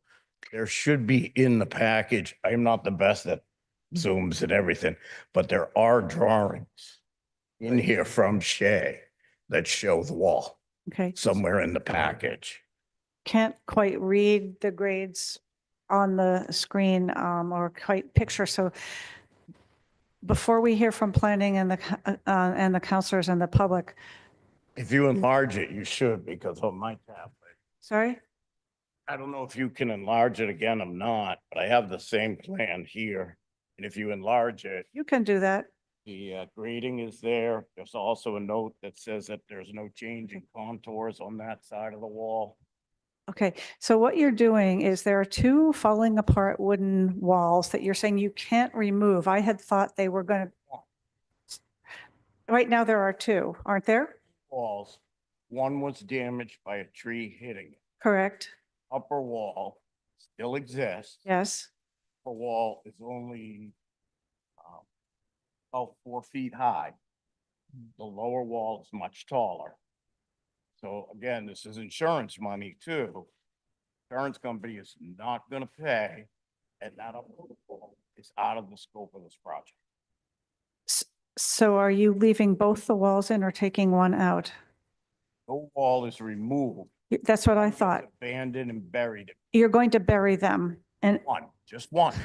oh, and the other one will stay existing as a slightly falling apart wooden wall. It's not falling apart. Height, top of wall. Okay. Wooden wall existing is 136. And you'll be putting in this curved 14-foot wall made out of precast concrete blocks. Correct. Okay. That's the height of the lower wall so that it can be buried and left in place. Very interesting, and I understand that insurance payment is part of this solution. Let's hear from planning now, if you folks are all set. Thank you. Planning? Katie? Yep, I'm going to share my screen with a presentation. Oops. I just don't, I think we didn't have a sense of what this was really going to look like. Okay. Or at least I didn't from that one site plan. So we have petitions 476-24, 477-24. As the applicant noted, this was initially opened on December 10th, 2024. However, it was continued to tonight's hearing to further work with their neighbors on the design of the wall. The zoning relief largely governs, the retaining walls on each property. This slide kind of goes into more detail on the walls and the zoning relief. So it's the same wall. However, the relief is a little bit different based on which parcel. So the 52 Kingston Road parcel, which has the 2 retaining walls, the combination of the existing retaining wall and the proposed retaining wall at 22.2 feet apart will be a cumulative height of 19.7 feet. So the ordinance states whenever there is a combination of walls within 25 feet of each other, the height is measured from the foot of the lowest wall to the top of the highest wall. So the taller of the walls does only reach a height of 14 feet. However, when considering both of those walls, it measures 19.7 feet. And then moving along to the 166 Plymouth Road parcel, the singular wall on that property reaches a maximum height of 10 feet. As both or all configurations of the wall are over 4 feet, it requires a special permit relief. The council should consider the 4 standard special permit criteria shown here and was in the packet, as well as the additional retaining wall criteria, which is also shown here and was also in your packet. As seen here, both properties feature steep downward slopes from the front to the rear of the property. Both properties abut Cold Spring Park to the rear, and other properties that are also east of this junction of Kingston and Plymouth Road feature similar topographies as well as grading and abut Cold Spring Park. So you'll may have seen in the engineering memo, the associate city engineer initially raised concerns about the removal of the lower retaining wall. However, since that memo was issued, revised plans were submitted that show the encasement or burying of that lower wall. It was previously mislabeled on a plan. We've worked really closely with the applicant on getting the right set of plans that are ready to be voted and should the committee go in that direction. And I was able to touch base with the associate city engineer today, and he stated that the issues raised in the engineering memorandum may be addressed at building permit and will also require review by inspectional services should this petition be approved. The neighborhood context of the site is that the proposed wall is located at the rear of both sites. In the presence of those wooded areas of Cold Spring Park to the rear, reduce the visual impacts of the wall. It will be minimally visible from the street, but also there's not any other residences to the rear of those properties. And other properties in the neighborhood have similar topographies and grading. Also, both sites feature steep downward slopes from the front to the rear of approximately 30 feet. The 52 Kingston Road parcel already has 2 retaining walls. These are a 15-foot cumulative height that's increasing to about 19 feet. So under this proposal, the lower wall will be buried in or encased, and a new wall will be constructed for a total of 2 walls on that parcel and 1 wall on the 166 Plymouth Road parcel. So we consider the petition to be complete, and that concludes the planning presentation. Thank you, Ms. Weewell. So neither planning nor you have like a rendering so we can try and imagine or picture what this is going to look like? Or did you say you do, Mr. Contractor? We have I didn't think to include it in the PowerPoint. We have drawings from stamp drawings from the engineer of Shea Concrete that show the wall. They're not architect's renderings. They give a sense of what the wall looks like from behind. I can try to pull them up. They're in the materials that we submitted to the city. I think some of us are not familiar with Shea Concrete, and oftentimes manufacturers like that have images in their brochures of what it looks like built. It's just hard for me to honestly picture a 19.7-foot. There it is. concrete block wall. That's what we have that shows the back Rendering of the that. wall. It doesn't have the right angle at the point. Okay. So on the upper left hand, it says wall face drawing. It looks like it's a straight wall. Actually, moving in from the right-hand side about 1/3 of the way, there's a line. That's the point at which it would be running towards the street and then curving, and then everything from that point on would be more or less straight over to our 166 Plymouth. And as you can see, the height is lower as it comes down towards the park, and then it gets lower as it goes over onto our neighbor's property. Okay, thank you. Let's see if there are any members of the public who would like to speak. And I assume you did talk to your neighbors, and I don't know if any of them are here to. Yeah, well, I believe if he's still there, that our Here's Alan budding Noji. neighbor is there. Mr. Noji, let's hear from you. Unmute yourself, please. There you go. Okay, thank you very much. I support the proposed project. I think my neighbors should be able to save their house. The wall would not be higher than the existing retaining wall that's going to be buried. I'm very grateful. We had these discussions early on. I was concerned the original proposal would have extended 25 feet closer to the park, running right along my yard. And at my request, Mr. Gordon agreed to really work hard to develop the minimum footprint that would still be structurally sound and enable construction equipment access. The wall will be now 12 feet closer to the park than the existing wall. But I think with some native plantings to help screen it, the visual impact could actually be less than the current impact of the wall, and along with improving habitat.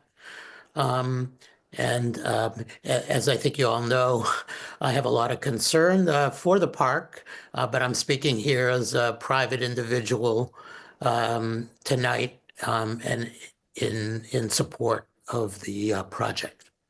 Thank you, Mr. Noji. I would also say just by shrinking the extent that it would extend toward the park in half, it also kept it much further away from a beautiful existing oak tree that you could see in the initial pictures, and to avoid damaging that oak tree. Thank you again for speaking. Anybody else, either in the chamber or online, who would like to speak on this? Let's hear from the committee members. Councillor Farrell, then Block. Thank you, Chair. Just very quickly, first of all, I want to thank Mr. Gordon for taking Councillor Block and me on a tour outside of the back of the wall. The first thing I'll say about it is the situation is absolutely frightening. The old wall appears to be collapsing, and it doesn't take a lot of imagination to see the house following it, should that happen. Secondly, I'm really impressed with the coordination with the neighbors and the total support from the neighbors. And then thirdly, the complexity of this and the sensitivity both to how to build this wall without going into the park and destroying any of the park territory is really very wonderful. It is on its own a bit of an engineering marvel, I think, as we heard it, doing the building of the wall and filling in as you go towards the curve and then backing out. I'm not an engineer, so I don't understand it, but the sensitivity to both the land on their property and protecting Cold Springs Park property was terrific. And as I say, the cooperation among the neighbors was equally good, and these are people who have given a lot of thought to this. And then finally, I would say that while I think Mr. Gordon was a little surprised that he didn't have a landscape plan for you, he did talk about the importance of landscaping against the walls so it wouldn't be as obtrusive within the park when we spoke with him today. So all in all, I think this is a fabulous project, and I hope we will approve it to go ahead. Thank you. Thank you, Councillor Farrell. Councillor Leary. Thank you, Madam Chair. This, obviously, this project has to get done. And I've been impressed, Mr. Gordon, with the work you've been doing with your neighbor, Mr. Nogi, and trying to figure out the best way to negotiate a very, very difficult situation. And it sounds like you've been dealing with this for the last 2 years, which must be very stressful. So I would like to see this happen. The fact that you have Alan as your neighbor, who I go to for native plantings and who is a big steward of the park, makes me feel much more comfortable about everything would get done and correctly with minimal impact to the park. And in fact, I'm hoping there may be some new native plantings that might go in around to actually see some improvements, because we do struggle with a lot of invasives there. But it's a horrifying to see that picture. And I have walked that park quite a bit, and I know how steep those slopes are. So I hope this gets done as best you can. And it sounds like you have a good plan. And I'm glad you're working with Alan on plantings as well. And I hope that it does improve the quality of the plantings around the park. So those are my comments. Thank you. Thank you, Councillor Leary. Councillor Block, followed by Councillor Lucas. Thank you, Chair. I want to second Councillor Farrell's comments and thank Mr. Gordon for his time earlier today. I think this is a model of how someone has taken an extremely complicated situation and made the best of it with neighbors and with professionals and with the greatest respect for the land. And I really appreciate it. Thank you. That's it, Chair. Thank you, Councillor Block. Councillor Lucas. Thank you, Chair. Yeah, so I've been on this committee for 4 years, and I know you've been on a little longer, and President Laredo's been on a little longer, a lot longer. And I've never seen a project like this before, where you have a retaining wall basically holding up 2 homes that's going to wrap around. And, you know, it's a good thing the park is behind you and you don't have any people living there. So I'm fine with the height and overall, the wall engineering. I'm fine with that. Just to be clear, the top wall is staying, the bottom wall will be buried, and the proposed wall will be beneath the bottom wall. Do I have that correct? It will be behind the bottom wall. It will be it will be more or less at the same height as the bottom wall, but just a tad above it. It's the same basic grade. So the lower wall is encased within and will no longer be visible because everything will be filled in. It will just be one same grade, where it might slope down a bit for drainage. I'm not sure. So the proposed wall will be closer to the park. Yes, there's. That's what I was getting It's a at. certain amount Okay. closer to the park. Yeah, so, I'm fine with this. I'm ready to move this. I want to make sure those 2 properties stay where they are. So I don't want to delay this any longer. And I know Ms. Wewell said that this project's going to be reviewed by engineering and inspectional services. I trust their judgment, their professional judgment with this wall, as well as your professional expertise, sir. Sorry, I didn't get your name sitting down. So I think this is in Ward 6, is that right? So when ready, I'll move to close the public hearing and move for approval. 2 public hearings and 2 approvals, sorry. I think we're ready for those motions to be made. So moved. Let's take a look at findings and conditions. Yeah, so I'm going to go through each order. I'm going to start with the 52 Kingston Road order. So as we saw those findings earlier, what we pointed to is the existing, 30-foot grade change from the front to the rear of the property, which is pretty drastic. And then the proposed series of retaining walls will not adversely affect the neighborhood due to the topography. The wall is also set back into the property behind the dwelling. It does not affect parking or circulation. The lot presents challenging topography, which limits the use of the property due to the steep grade.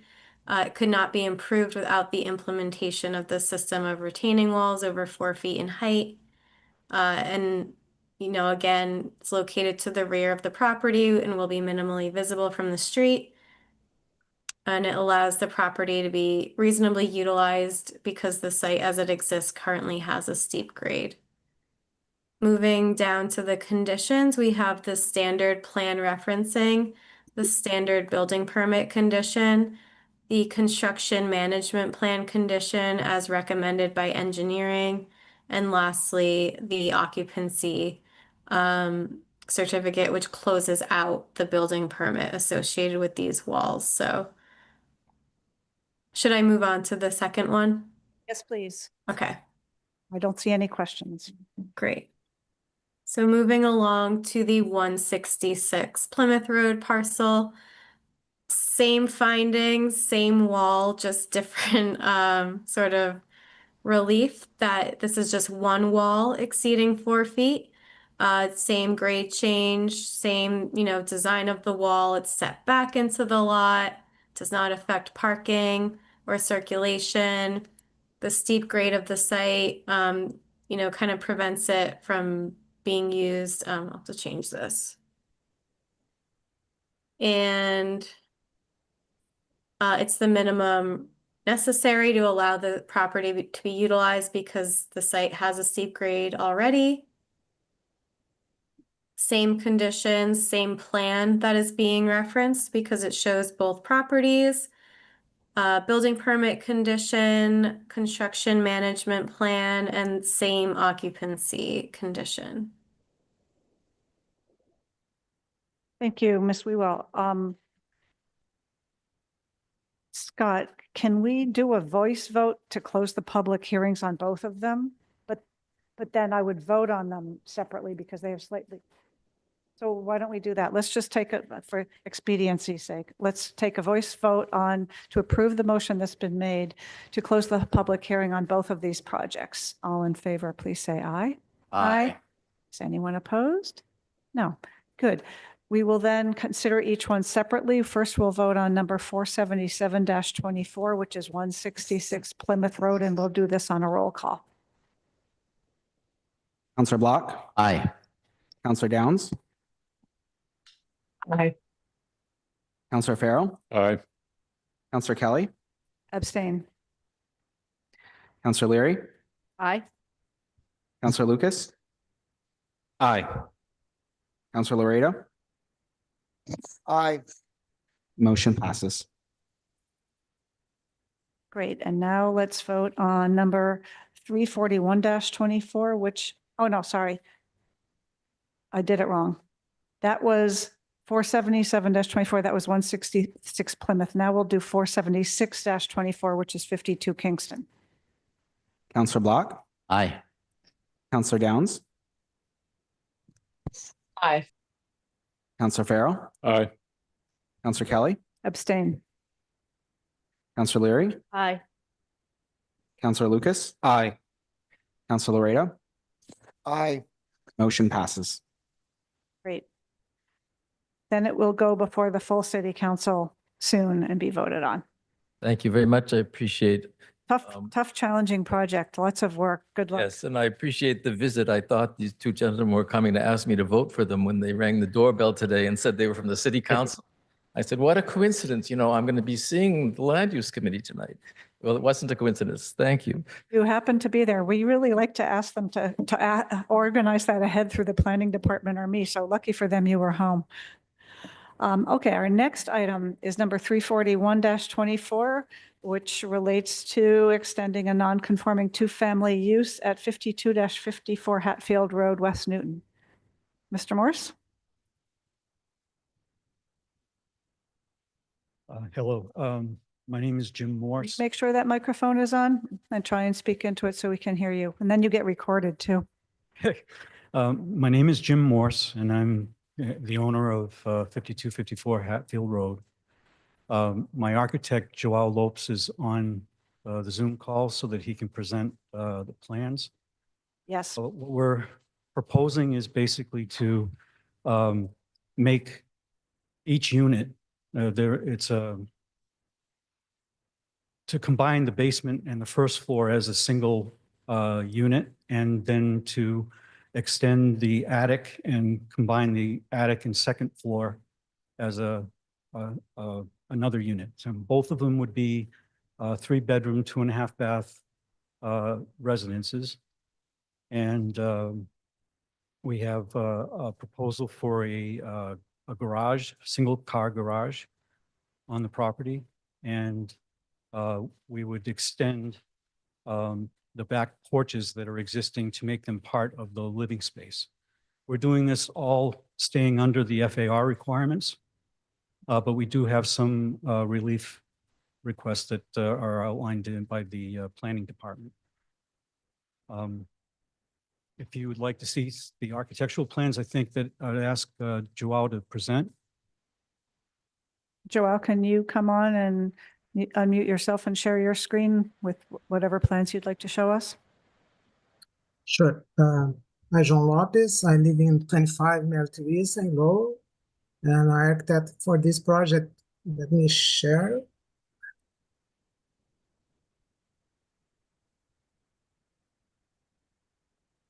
Go ahead. Yes. Can you see the project? The front elevation? Yes, we Hello? can see it. Okay. So, like the owner's plan is a two-family, was built in 1943. Originally was built in as a two-family, but right now sits in a one-family zone. That's why we need a special permit, right? So the owner wants to do several improvement in the house. Basically is add a front porch, the first floor and second floor, a balcony on the second floor in the front, a side deck on the right, a dormer and an attic, and as well add a garage in the back. So you can see here on the small side plan the location of the garage and the driveway that leads to the garage. Let me show the side plan that you can see better. Okay, so we did several meetings. The last meeting was in a property with some neighbors, and we hear all the feedbacks and try to incorporate on these changes. One of the requirements was or concern was the garage height. So the garage originally was proposed to have a 21 feet tall, and we lowered the best we can to 17.5, just to have a small storage in the top and one car garage. And the garage location is basically the only place that you can follow and have the offsets that is required from the property lines and the main building. The only location possible for this property was there, so we try to do our best to find the best location. And then we proposed originally was 2 driveways, one on the left and one on the right. And then we heard some concerns of the neighbors, and then we went back to the original one driveway only to fit all the requirements car spots that we needed. Only thing changed, we extended the curb cut, originally was 24 feet, and we extended to be 27 to accommodate all the cars, and the way that we can move one car individually without ask to move the other cars to be more comfortable, not only for the property owners, but as well to avoid a lot of traffic in the street. Joelle, I was just going to say, I think for the sake of expediency and time, you don't need to talk about what was previously presented. You can just focus on the changes that you're presenting tonight. Okay, thank you. So another change, I already talked about the height of the garage. We lowered that. And so basically we have the door of the garage and the rail, right? And then we try to accommodate the lower possible way to have the garage, just to meet the neighbors' concern to have this garage as lower as possible. We are not planning to cut any trees. Actually, we are trying to do the opposite, is to preserve all of them and improve. One thing we changed as well, we changed the foundation of the garage to be a frost protection shallow foundation. We have a professional that arborist that take a look of the trees and approve our plan to not damage any tree and preserve all the roots. And as well, we plan to plan additional privacy hedges on the back against the neighbor in the back to provide additional privacy for the both properties. And another issue that we addressed as well was the back addition on the attic. 1 second, let me show in the plan. You can see here, right now we are proposing to have a walk-in closet with minimal windows, and the top will be a clerestory windows with frosted glass to provide 100% privacy for the neighbor. And we have an agreement with them, a meeting that we have in a property. They agree with that. So originally we plan to have a deck, and then we're moving forward to enclose that space to be, like I said, a walk-in closet with minimal windows. So basically it's the three areas that you have feedbacks that we needed to improve, and we did the best we can to meet what the neighbors are expecting. One is the driveway, another the garage, and this additional in the back. Thank you. I'd like to also say thank you to you, Andrea, and Aki, that Microphone. because the community meeting that we had that you helped facilitate brought forward the the concerns about the trees, which changed how we went about designing our garage. And I hope brought us to a plan that will work very well for the neighborhood. So I appreciate that. Thank you, Mr. Morse. I'll remind the committee that this is the third time this project has been before us, and this is a very responsive petitioner. And he's talking now also to the benefits of holding community meetings, because you often get really good ideas that help shape for a better project. So thank you, Mr. Morse, for that. Let's see now if there are any members of the public who would like to speak. I know one thing that happens is the first time a petition comes before us, public notice gets sent out, and it doesn't again for a second or third time, and people don't necessarily follow it. I spoke to several of your neighbors today who said, we're just tired of this, and we didn't know it was coming back. So we're probably not going to hear from a lot of people tonight. But they did host a meeting that was very well attended in the home previously. I don't see anyone's hand up. And everyone is maybe getting tired of this project. So let's take it into committee and hear people's responses to this final proposal. Would anyone like to talk? Any land use committee members? Councilor Lucas, thanks. I guess I'll go first. So yeah, this is the third time you're here, or the first time you're here. The other 2 times you're on Zoom. I'm glad Chair Kelly said that you hosted a neighborhood meeting. It was well attended. My memory is that you had a neighbor on Lime Road, 29 Lime Road, who's your rear abutter. Yes. And he was concerned about a deck on that 3rd story. And the plans show that it's no longer a deck, it's living space of some sort. And if you could just talk about, is that rear neighbor on Lime Road, are they okay with these plans? To the best of my knowledge, and I discussed it personally with Gianfranco, and I went over today to, I got to speak to his wife who attended our committee meeting, because the hedge that we presented tonight in the plans was something that we added and put in to the packet today or yesterday.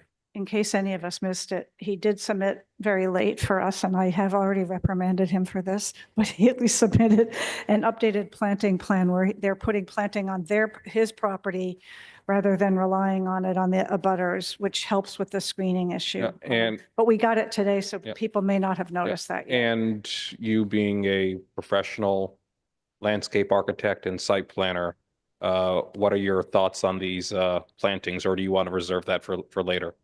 I'll do a little talk when it comes to my Okay, turn. all right. So I'm glad that there's going to be some plantings on your property to shield the neighbors. It's only going to be 1 curb cut. It's still going to be a 2-family home, 2-family use. Yes. Is that correct? Okay. Oh yeah, it's a non-conforming use right now. That's right. Yeah, 1 curb cut, 1 driveway. The driveway can hold 4 cars. 4 cars, And- is we learned in the committee meeting that. Can you speak? I'm sorry. You got to speak into the mic. Yes, I'm sorry. We learned at the community meeting, actually, that the requirement wasn't 1 car per bedroom. It was actually a total of 4 cars. So our driveway will meet those requirements. Yep. And the garage can hold 1 car. It can hold 1. So is that a total of 5 cars or a total of 4 cars? Forgive me. Well, it's a total of 5 cars technically, yes. Okay. All right. Okay. Well, I'm glad, well, we're going to hear from some neighbors tonight, I guess. But I'm glad the neighbors attended the neighborhood meeting. I understand Councilor Maliki and Chair Kelly have been in contact. So I'll leave that as my comments for now. Thank you. Thank you, Councilor Lucas. I do see hands up from members of the public. Rita Uzinka? I'm not sure I'm pronouncing your name correctly, but Rita, speak up and tell me how to correctly pronounce your last name. You're muted. If you can unmute yourself with the little button at the bottom of your screen, Rita.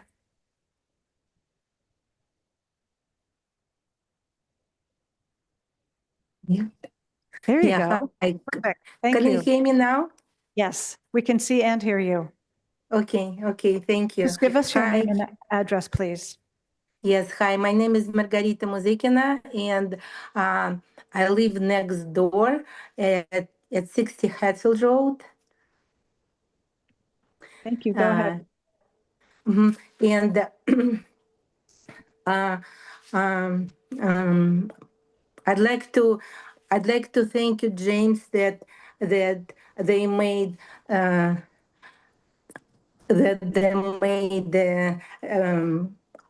some corrections to their plan, and I appreciate it.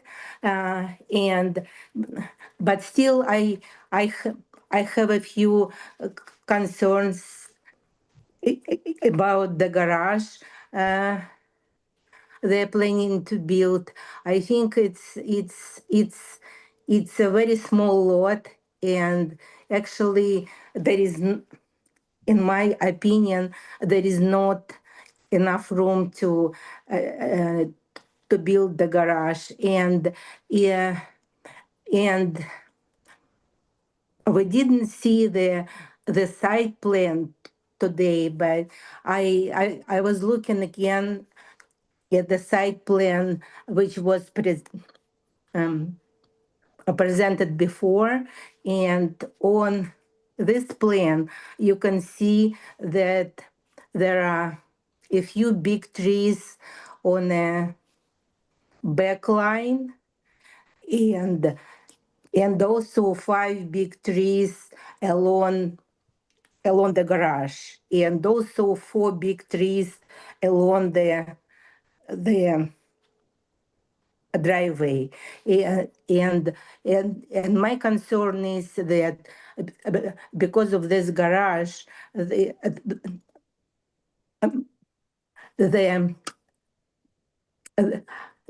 roots can be damaged very badly, and my concern that they are not going to survive after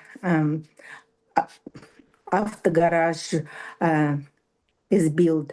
And also, when I was looking at the plan of the garage, I noticed that it is very narrow, and I looked up minimum wide of the garage, and it should be 12 feet, and garage which is proposed is less, and actually we have a very small garage at our house we're not using because it is very narrow, and our garage is 10 feet and 4 inches, and it is the same size the garage is going to be built. So I'm assuming they are not going to use this garage at all, because Okay. Thank you, Rita. I think it we is very concerns. Your time is actually up. Let me just ask okay. Mr. Morse to address those two things quickly. The size of the garage, I don't think it's substandard size. I don't think you actually plan on parking a car in it, but if it's 12 feet, it would accept the width of a car. Is it 12 feet wide? It's 11 feet and like 4 or 6 inches.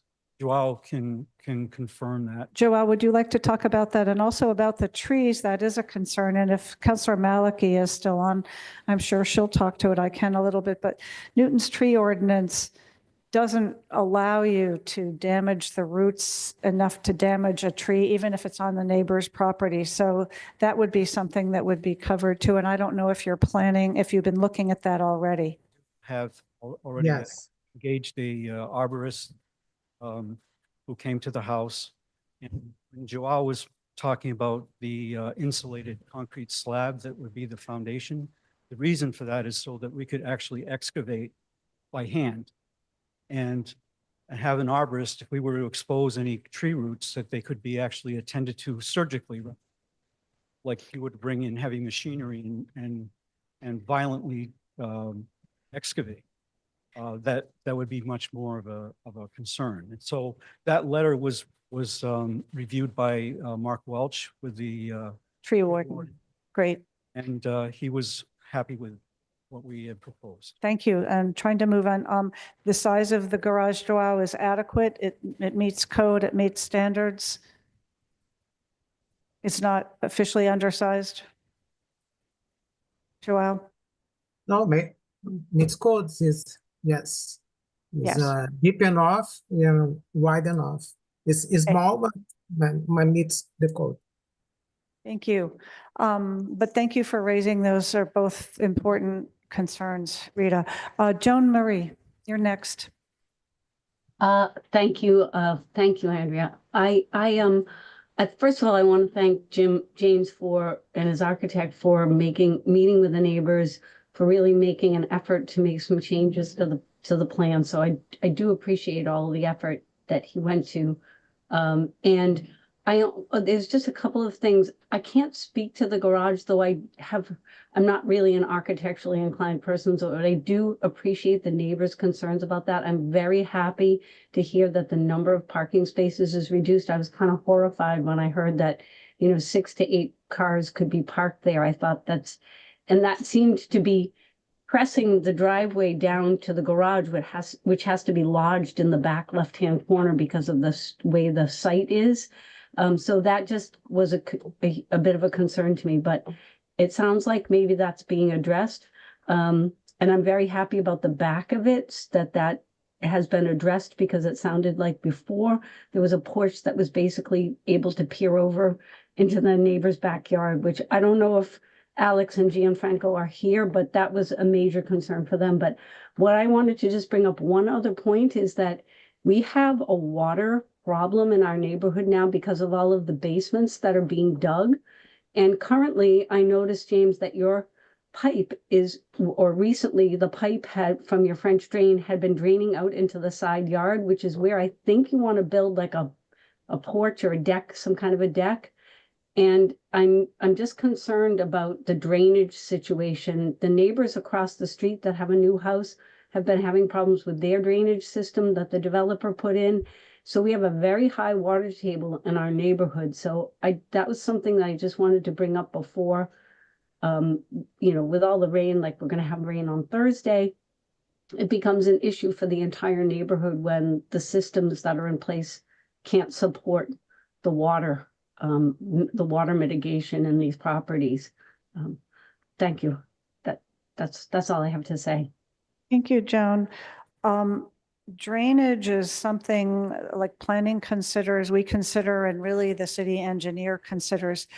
Joe, on this, does the planning department have any comments about the potential drainage problems?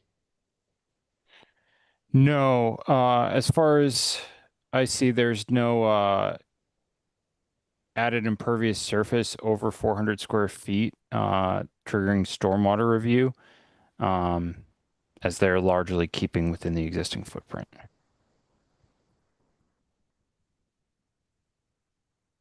Okay. Any other comments? We can come back to committee because we had some hands up. Any other counselors? Counselor Block? Chair, sorry. Thank you, Chair. I'm just trying to clarify the parking situation, the single curb cut. Sounds like everybody's very happy about that. I'm looking at a little site plan design here, which has 2 vehicles side by side in the driveway, and then an expansive driveway, and then the garage. So are there basically the expectation is that 2 cars would be in the garage and then 2 cars would be at the front of the driveway, and that's the 4 parking stalls that are planned for this? Am I reading this right, or how? No, you're reading what you're seeing in the drawing. That's fine. The idea was that there would be enough space that you could park in tandem, and so that the cars could back around and go around the side. We were showing in that picture, I think, 4 cars in the physical driveway, but one of them would be in the garage. So we would be able to maneuver around without bothering our neighbors. It looks awfully tight. It really doesn't look, I mean, this looks like any of the cars on the, it looks like one of the cars side by side in the front would have to exit in order for either of the other cars to exit. That's just how it looks to me. You're saying you think there's enough space? That's what my architect explained. Yes, it's 27 feet wide. in the 27 front. feet wide. 27 feet wide, so if So you had, that's 3 cars at 9 feet wide each, which is the equivalent of a parking stall. well, fair enough. Well, it doesn't quite look like, but even accepting that, you've got to maneuver. You've got to be able to get around it. The architects say it'll work. Okay, thank you. That's it. The way I interpreted that site plan was showing the flexibility, and welcome to my neighborhood. I live near here. We've got pretty small, narrow driveways, and people are always maneuvering and stacking, and somebody's got to move their car out before someone gets in, and that's just the way it goes on the north side of West Newton. Not that it's ideal, but if there's room, there's room. Julia Malicki. Oh, sorry, Councillor Block, were you done or did you have more? Okay. Julia Malicki. Hey, thank you.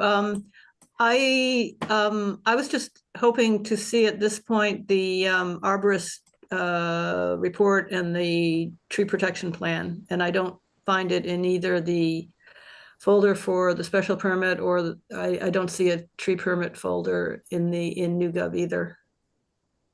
Well, there was a letter from the arborist that I posted. I wasn't sure of the process, if I could apply for all of those things without going to the building permit. I wasn't sure of the order. Well, you will need it before you get the building permit. Okay. Yeah. Okay. And is that something was that in the email you sent to us? I posted it into the NewGov? project folder. It should be part of the package, but if it's not, it is on the site. And that was the letter that the arborist wrote and that was reviewed by the tree warden. When you say you posted it to the site, you mean in the special permit folder? Yes. SP 2447? The attachments, yes. Okay, there are 33 files. Maybe I just haven't scrolled enough. I'll keep looking. Thank you. I can send it to you directly if you'd like. Well, maybe send it to everyone on I'm not even on land use, but maybe send it to the land use committee too. You will have to deal with it, or your arborist will have to deal with it at a certain point in time. Madam Chair, this is Katie Weaver. I can see that it was uploaded April 4th, if that helps Councillor Malicki in her search. Document title is Morse 3-26-25 certified letter.pdf. Oh, okay. All right. I see it now. See how helpful planning is? Thank you, Mr. Iadinisi and Ms. Wewell. Okay, I think we're ready to wrap this up after Councillor Leary speaks. Thank you, Madam Chair. I wanted to ask if the driveway would be made of pervious material. Yes. So Absolutely. that's one of the reasons why you're not increasing the impervious site more than 400 square feet, or it's under Yes. that? The previous house I owned, I was in a wetland and I learned about some of this stuff. And I won't build a driveway without it being permeable. Okay, that's excellent. I do see the driveways quite tight there. And I know that's in a lot of neighborhoods, it's like that. It's definitely less than ideal, especially if you have to do snow removal or things, but that wouldn't be a reason for me to deny it. But I do appreciate that you have worked with the neighbors and have come back to make improvements, and you've done a lot of hard work to make it a better project. So thank you for that. Thank you. That's true. And also the permeable paving, besides Mr. Morse's own experience, was another thing that came up at the community neighborhood meeting. So I I encourage all petitioners out there who watch these interesting meetings after 9:30 at night to please consider reaching out to your neighbors and having a community meeting. I'm just going to quickly say, yes, I think the screening that he's putting in is appropriate. You know, I don't love arborvitae. I don't love the overuse of a hedge of arborvitae. But when you've got a narrow space and you're really trying to provide some evergreen screening for your neighbor, it fills a need, and I'm not going to complain about whatever trees go in there because I'm happy he's doing it.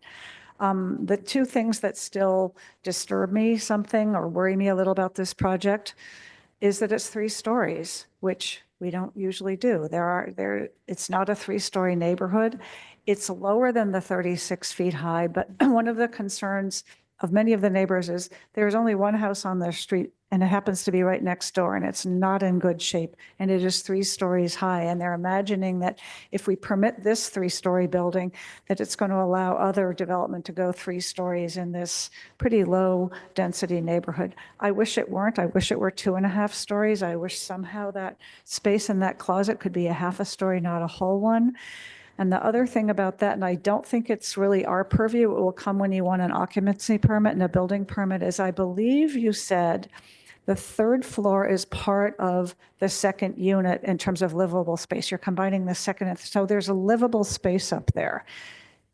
And how do those people get out in the case of emergency? What is their secondary means of egress? Did you say that it was a a ladder that you flip out the window? Okay, good. We have a front stairwell, if you were looking at the existing house, that goes up to the 2nd floor. Yeah. And there'll be a stairwell that goes up into the 3rd floor from that level. Interior.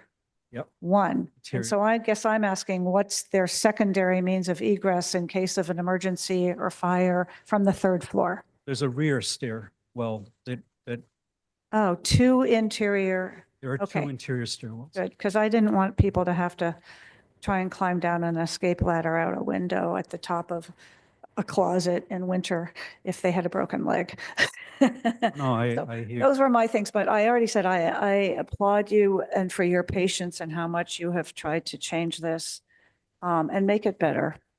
And I think people really appreciate it.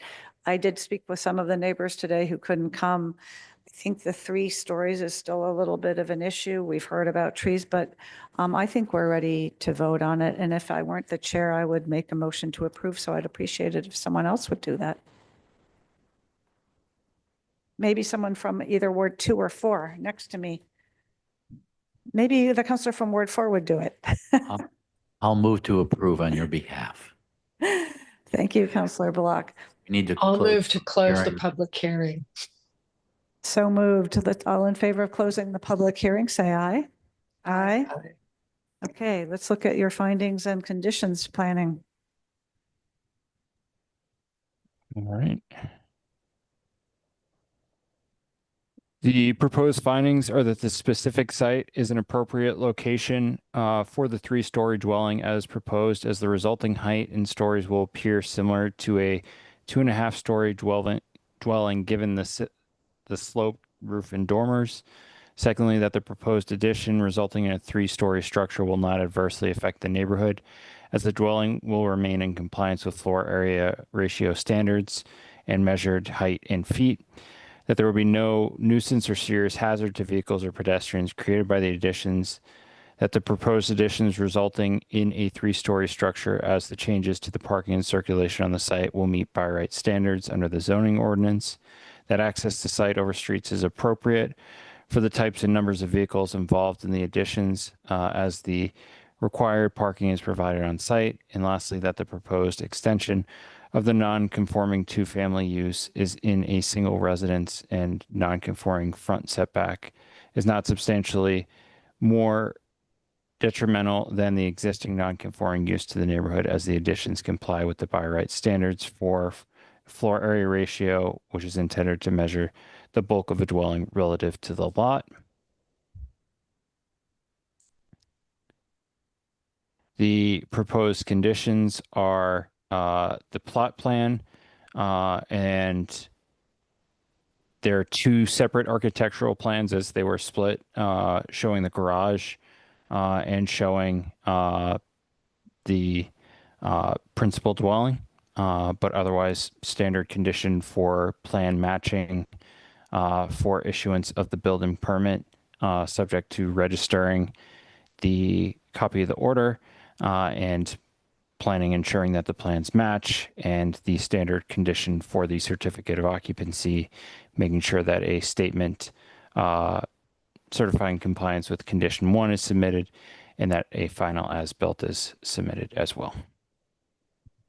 Thank you, Mr. Iadonisi. Councillor Maliki, do you have something to say about the conditions? Or is your hand just still up from before? It was up from before. I did read the letter from Stumpy's from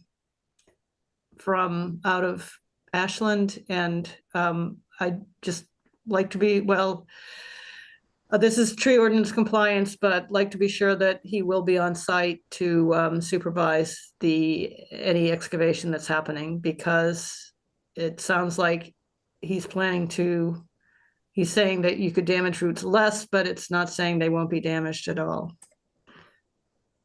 Thank you for pointing that out. It is a requirement of the ordinance, and the petitioner is nodding his head that that will happen. So, Yes, and it's part of the reason we're excavating by hand. yes, you nicely made that point. Okay, let's vote on this, please. Roll call. Oh, wait, one moment. Could Councillor we Leary. add that, just add that to the list of conditions? Would that be I don't appropriate? think that's necessary because it is part of the tree ordinance. Is that correct, Councillor Maliki, in planning? It is part of the tree ordinance, so it's required. It would be belt and suspenders to specify. I think it's redundant to add it into our conditions, and it's already a requirement of the tree ordinance. So let's take a vote. Counselor Block, I'm going to abstain. Counselor Downs, Aye. Counselor Farrow, Aye. Counselor Kelly, Aye. Counselor Leary, Aye. Counselor Lucas, Abstain. Counselor Laredo, Aye. motion passes. 4-0 to 2, or 5-0 to 2. What did you have as a final vote? 5. Well, thank you again for your patience. Hopefully this will get through the full council soon. You're all set. For the next two petitioners, the order we have on the agenda is to do the Washington Street Commodore Building sign next. And if someone is here for that, could I ask, would you be willing to flip order and allow Chapel Street to go next? Is somebody here for Commodore? Yes, hello. Hello. Yeah, hi, it's Jim Mandeville sign. How are you? Are you willing to flip order and let us take the project that was going to be last before you? Amenable to that tonight? Okay, sure. Great. Thank you. We appreciate it. I had a request, obviously, which is why I'm asking you to do that. And you could say no, and I would follow the order. So I appreciate you being flexible. We're going to take up item 143-25, which is a request to allow a non-accessory surface parking lot and associated dimensional waivers relative to surface parking lots at 56 Chapel Street. Hello. Good evening, Madam Chair and members of the Land Use Committee. For the record, my name is Catherine Browker Adams. I'm an attorney at the law firm of Schlesinger and Bookbinder, representing Chapel 56 Realty Trust. Do I have permission to share my screen? Yes.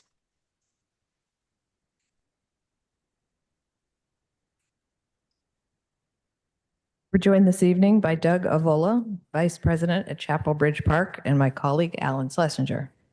Our civil engineer, Josh Soers, is joining us via Zoom.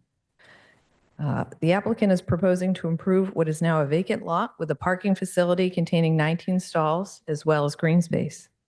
And we want to start by thanking Councilors Leary, Greenberg, and Oliver for coordinating a neighborhood meeting earlier this month that was attended by all the Ward 1 councilors and a number of neighbors. And based on feedback from that meeting, as well as from the planning department, we've revised our site and landscaping plans to incorporate several suggestions, which I'm going to present tonight. Since presenting two sets of plans would be confusing. We'll be presenting our revised plans, which planning has not had the opportunity to review. And at the end of the hearing, we plan to request a continuance to allow for that review. But we did want to introduce the project for tonight and provide any neighbors who have joined us with the opportunity to speak. So I wanted to start by providing an overview of the site, which is 9,477 square feet, located in the MR1 district. A residential home, here I'll show you on the screen. A residential home was previously located at the site, but was recently demolished.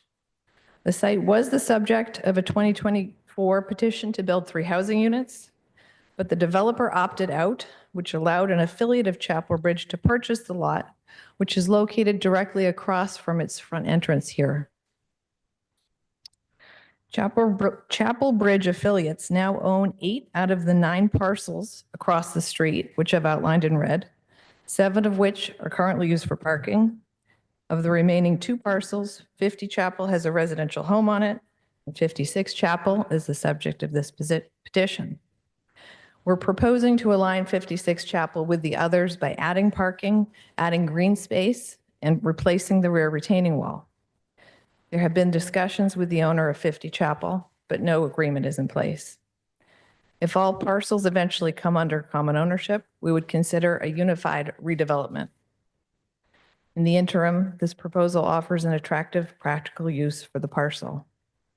Chapel Bridge has been primarily owned by the same 2 families for over 60 years. And parking along these lots dates back to World War II, when the adjacent industrial use was Raytheon. Chapel Bridge has continually improved its campus and opted to acquire this adjacent parcel when it became available. At the present, Chapel Bridge does have sufficient parking to comply with zoning. However, as tenants in the building are turning over, a leasing trend from manufacturing uses to office or other uses has become apparent. And the parking requirements for office and other commercial uses are greater than manufacturing. Chapel Bridge Park currently has approximately 50,000 square feet of available space in its building, and that's anticipated to increase to approximately 90,000 square feet in 2026. So the goal here is to meet its future needs without burdening prospective tenants with additional permit requirements. Our revised site plan includes the same 19 parking stalls adjacent to Chapel Street and 2,300 square feet of green space here in the rear. We're proposing a 6-foot black vinyl chain link fence with screening along the northern and rear property lines. No fence is planned here on the south side, which abuts another Chapel Bridge parking lot. As outlined in the letter I sent in on Friday, the parking areas will use light-colored pavers, not permeable pavers, as previously stated, and the drive aisle will be porous asphalt. The stormwater infiltration system has been simplified, as the water will now be able to be distributed over the site naturally. We will be updating our stormwater calculations and submitting them to engineering for review. A major site upgrade includes replacing the aging rear retaining wall, which is shown on the left side of the screen. The current wall was constructed of recycled telephone poles and other materials and is unsightly. We propose to replace it with a large format concrete wall designed to simulate split face granite, which is a change welcomed by the neighborhood. Doug has been working with the butters to incorporate their feedback into the wall plan, and there seems to be a consensus that replacing the wall would be a major improvement to the site and the neighborhood.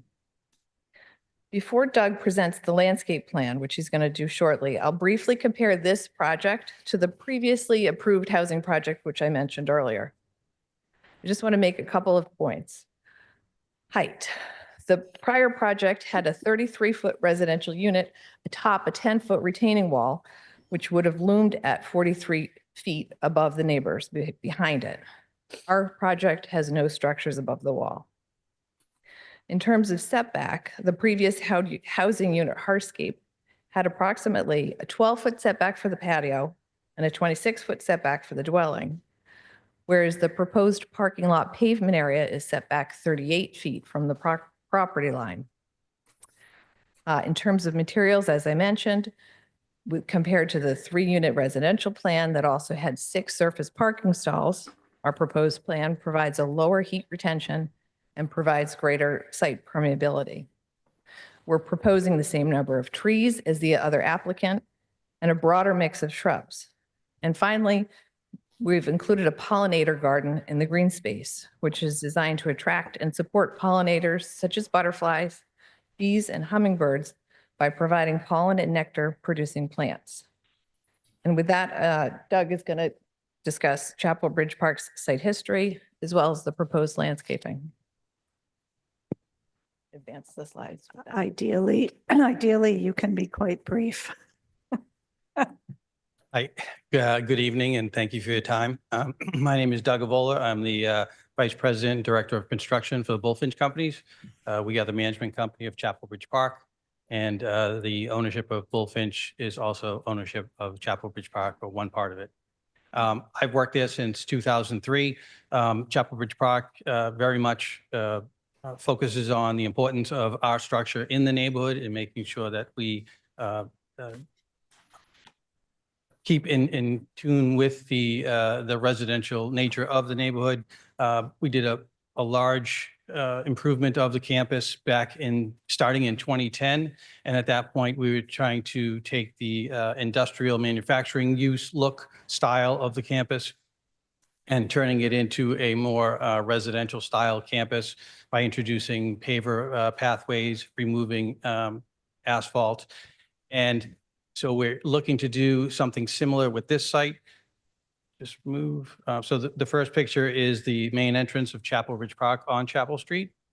This next picture shows you the view from Bridge Street, and it introduces the paver courtyard that is in between 2 of the larger structures and gives you a sense of the landscaping that has been installed since 2010.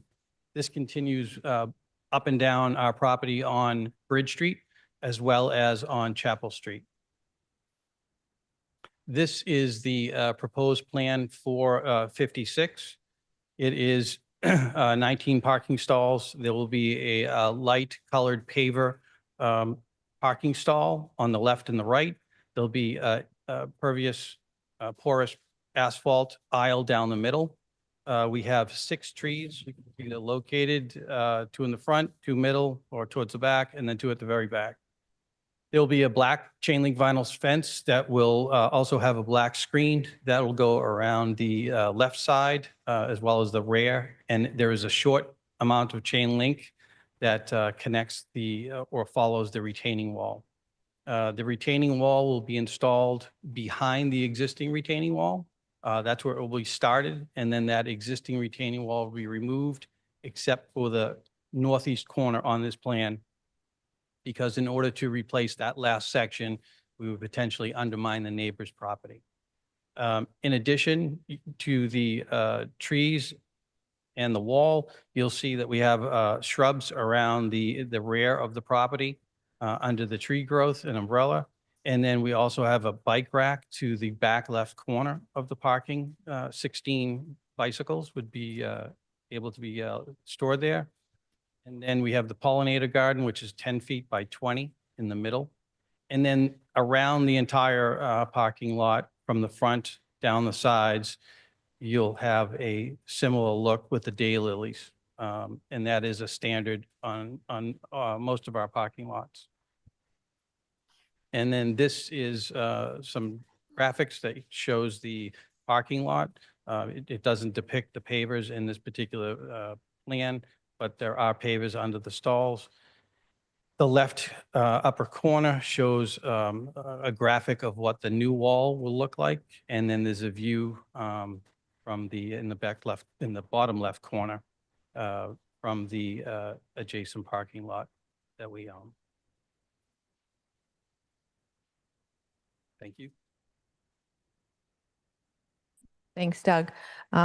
Understanding that it's getting late, I did want to run through the relief that we're requesting. We need a special permit for the use since the site is currently zoned residential. Section 5.1.6C provides for parking facilities accessory to uses in a business or a manufacturing zone. We ask for a waiver insofar as a portion of the parking turnaround is greater than 150 feet from the manufacturing district. However, none of the stalls themselves are greater than 150 feet from that district boundary. We're also seeking a waiver on perimeter screening, although we do propose to fence in the property, except for, as we explained, the portion which abuts a parking lot also owned by the same applicant. For lighting, we're proposing dimmer, more neighborhood appropriate lighting than the ordinance requires. And finally, if the perimeter screening waiver is not granted, we'll need a waiver for the parking stall length, as we won't have room for curb overhangs. As I noted before, we intend to submit revised civil and landscape drawings, and we'll also be revising the site plan to clearly show the new retaining wall. We believe that our revisions directly address the planning department's heat island concerns. In their report for this project, they noted that the area already features a substantial amount of impervious paving and parking area. The area is considered a heat island with less shade and a higher percentage of dark surfaces than surrounding areas. And I did note that the only mention of heat island effect in the planning department's report for the residential project was to state that the proposed landscaping plan will add additional green vegetation to the area, which is highly recommended since the site is located between two parking facilities. And the addition of vegetation may assist in screening the property and limiting the heat island effect from the nearby parking. The heat island effect of this proposal is now reduced compared to the previously approved housing project, with less impervious area than both our original submission and the previously approved plan. And finally, we were pleased to see that two neighbors, Terry Soro and Paul Ferretto, who's a direct abutter, submitted letters submitting what I would characterize as qualified support for the project. So that concludes our presentation. As I said, we're asking for a continuation to submit revised plans. Thank you.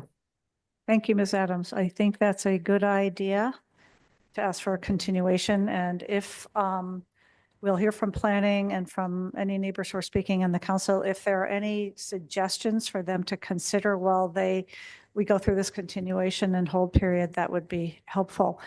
Planning? Thank you, Chair. Let me pull up my presentation now. My name is Kat Kemet, returning again for this one. This is petition 143-25, a special permit request to allow a non-accessory surface parking lot with several waivers. As was previously mentioned, there is an approved special permit on this property, which granted relief to construct 3 single-family attached dwellings with dimensional and parking relief, which has not been exercised as of now. The property is a 9,480 square foot lot in the multi-residence 1 zone. There was previously a single family home on the lot, but it has since been demolished. The zoning for this area is varied with a mix of multi-residence 1, multi-residence 2, and manufacturing parcels.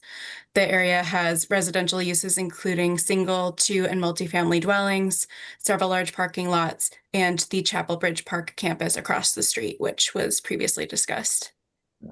The petitioner seeks to construct a 19-stall surface parking lot to serve the tenants of 49-55 Chapel Street, which is one of the commercial buildings across the street. The project needs relief to allow a parking facility associated with a manufacturing use in a residential district, and to allow portions of the parking facility to be more than 150 feet from the boundary of that manufacturing district. It also needs relief to waive perimeter screening requirements and to waive lighting requirements.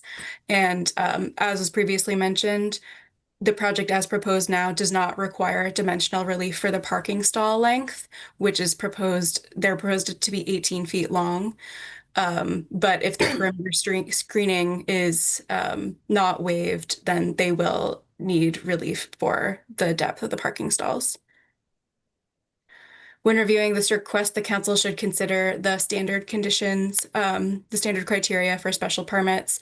And in this case, we would also want to consider the parking regulations if that is applicable, if the perimeter screening is not approved. And for analysis, planning does have a few concerns with this petition, and at this time is not recommending approval for the plan as proposed. We have requested a revised site plan to better understand the paving material, the extent of the work that the petitioner is planning for the retaining wall. I saw, a quick glimpse of it tonight, but we haven't had the chance to take a closer look to better understand how the wall will present, the height of the wall. These are things that we do feel are important to understand the extent of the relief needed here and how the wall will present. And want to note that there is no parking needed to satisfy the requirements for 4955 Chapel Street. And the city's climate action plan does discourage excess parking where there isn't currently a need for more parking. And I think I'll wrap it up there. I know it's getting late. Happy to bring up any plans or materials at the request of the committee. Thank you. Thank you, Ms. Kemet. We're going to now hear from the public, and I do see a hand up here, but we're first going to hear from Mark Negroni. Negrati? Hi, Mark Negrati. I'm one of the owners of 41 Dalby Street, directly abutting or behind the proponent's proposed parking lot. And after meeting with Doug and his team and the initial review of the design drawings, I support the development of the parking lot. I think that there's some details that we need to work out, but at face here, what we see here, I can gather and I can speak for the rest of the owners of the property that we support this development at this time. Thank you Thank very you. much, Mr. Negrati, for speaking. Terry Sorrow. Hi, Terry Sarah, 44 Cook Street. I also support this parking lot. Hopefully the committee will approve it. If not, I heard that within 2 years it would have to come back or whatever. And no one wants to see that big ugly fence around it as of now. And also when we were having our meetings, which I kind of liked, especially where we had said about overnight parking. And I said, could that be a possibility, especially with the parking ban? And they said they could petition or something with the special permit. So that's another plus. And I support this. Thank you. Thank you, Ms. Sorrow. Any other members of the public want to speak to this? If not, we will take it into committee for a brief conversation to help them move forward during the continuation process. Councillor Farrell. Okay, Chair, just one quick one. With regard to the retaining wall and back, have you spoken with the developer? It would be to the left of your retaining wall as you look from Darby Street. I think it is. I'm just interested to know whether there'll be some continuous theme to a wall that's going to be pretty significant along all those properties. Just a thought. If I were living there, it'd be interesting to have some sentiment about. Sorry, as of today, we have not spoken. Okay, it's just an issue that I think would be interesting to note, to have some continuous theme between those properties, among those properties. But what I'm really interested in knowing is that, can you tell me when the parking spaces are used by the owner during the day? Generally, we have people in as early as 6 a.m. Very few, I would say less than a dozen. Generally, I'd say between 9 and 5. 5 is when the bulk of the people seem to start to leave the complex. Thank you. And adding these 19 spaces to the ones you already have, how many are there in total? I believe it's a total of 669 spaces today, including handicap. I guess I would like to ask if there's any consideration you might give to making those parking spaces available at night to the community from, say, 6:30 to 5 a.m. or something. There's a significant parking issue in that area. And I don't know whether you would give some consideration to making those parking spaces available to the community as a gesture to them and to the city. I could certainly take it back to the ownership. I'd appreciate hearing at some point how that might work. for you. Thank you. Thank you, Counselor Farrell. Counselor Leary? Thank you, Madam Chair. I am not very happy with this petition, and I think everyone's aware we've had some good discussions about it. There have been improvements, and I appreciate the effort regarding the heat island, which is a very real thing in that area. That neighborhood between Bridge Street and Chapel Street is just awash with parking lots, black parking lots. It's a major heat island. It has very few trees compared to a lot of other neighborhoods. There is already so much ample underutilized parking on both Chapel and Bridge Street and behind, and I've seen them completely fake, with very few cars in them or no cars in them. So the idea of adding more parking here is very, very disappointing to me.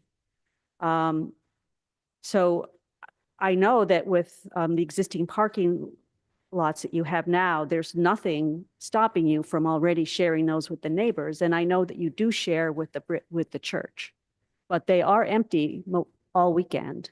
So that could happen now without adding additional parking here. The thing about this is that we're between a rock and a hard spot because it's a vacant lot. And you could have used it for green space for employees, for a park. The retaining wall is a big benefit to that, and I do agree that needs to get done. If you are making these improvements to this parking lot, including the light colored pavers, a pollinator garden, new landscaping, I would ask, could you do them to all of them on Chapel Street? Why not make it the whole thing look like a nice view and reduce the heat island impacts and improve the facade for all of them? That would make a significant improvement. So that's something I would ask you to consider when you come back. Thank you. Thank you, Counselor Leary. Counselor Lucas? Thanks. I have a clarifying question for planning. I'm just going to read a sentence from the memo. It says the petitioner's plan provides a 2-foot curb overhang for all stalls proposed. So no relief is required for stall depth. No relief is required for stall depth. But when I go down to the relief being sought, it says request to reduce parking stall depth. So I'm just a little confused by that, Ms. Kemet. Do you know why? I think I can clarify that. So the ordinance allows for parking stalls to be shorter up to 17 or as low as 17 feet where there is a 2-foot curb overhang, which is the case for all of these stalls. So as it is proposed, no relief is required. However, if the perimeter screening requirement is not waived, which is a request the petitioner has made, but if it is the will of the committee to not grant that waiver, the overhang of the stalls will impede into the perimeter screening requirement. So they will then need that relief. So the relief was advertised in the instance where the perimeter screening is not waived and they need the relief for the depth. I know it's a little in the weeds. Hopefully that makes sense. Almost. So this 2-foot overhang, what is, I'm not sure what that is. If you park your wheels up against the curb, your bumper overhangs it. Oh, is that It's what? like that. Is that what I was talking about last week with the food pantry where I wanted them to install? I think, yes. So it's the same. Okay, I didn't know what it was called. I had So to just quickly jump in. yeah, no, that's fine. Thank you. Other than that, I agree with Councilor Leary. I'm not too happy about, I think the loss of 3 housing units and we're getting a parking lot. I'm not happy with this. I wanted to see the housing there. But I understand why you're proposing this. So I'm just, it's a difficult vote. Considering I like to call myself one of the great parking lot advocates in Newton, but yeah, this is a tough one. So, but I understand why you're doing it and you're going to come back. So I'll leave it at that. Thank you. You won't have to vote on it tonight. I know. Counselor Oliver, followed by Maliki. And I'd like you guys to remember that it's 10:15 and we still have another item before us. Not just you two, but all of us. Yep, no, thank you, Chair, for recognizing me here. And that's exactly where I was going to go. I will hold my negative comments on this project until next time. But I wanted to actually confirm that you were intending to hold this. So I appreciate that. Unfortunately, I don't even have constructive changes to add to the record. I just think this is absolutely the wrong use for this piece of property. And I'll leave it at that for now. Thank you, Counselor Oliver. Counselor Maliki.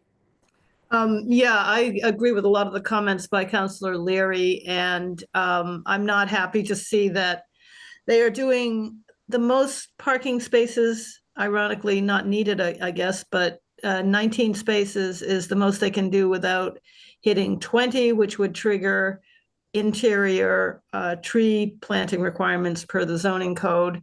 And they seem to be, they're asking for a waiver on the perimeter screening. I don't know if that's both sides or one side, but they're sort of treating, I guess their rationale is they don't need perimeter screening from their other parking lot. So they're kind of treating that as a combined parking area. But if they were really treating it as one combined parking area, the whole area should have interior trees, which would really help the heat island effect. So, thank you. Thank you. To be continued. Counselor Leary, do you want to make a motion to hold? Oh, Counselor Block, I'm sorry. Go ahead. I didn't see your hand. Thank you, Chair. I'll be very brief. I appreciate the comments from Counselor Leary and Lucas and others that this is a difficult vote. It's not a difficult vote for me. This use is not justifiable. And I'm a big advocate for adequate parking, as we've seen earlier this evening, but not here. Thank you. I look forward to future discussions. Well, Counselor Block, you confirm my sense that if this were to come to a vote tonight, it would fail, which is why I congratulated the petitioner at the very beginning on asking for a continuance. I don't think this would pass tonight. So, Counselor Leary. Motion to hold. Let's do a voice vote just to be safe. Counselor Block, Aye. Counselor Downs, Counselor Farrell, Aye. Counselor Kelly, Aye. Counselor Leary, Aye. Counselor Lucas, Aye. Counselor Laredo. Aye. Motion passes.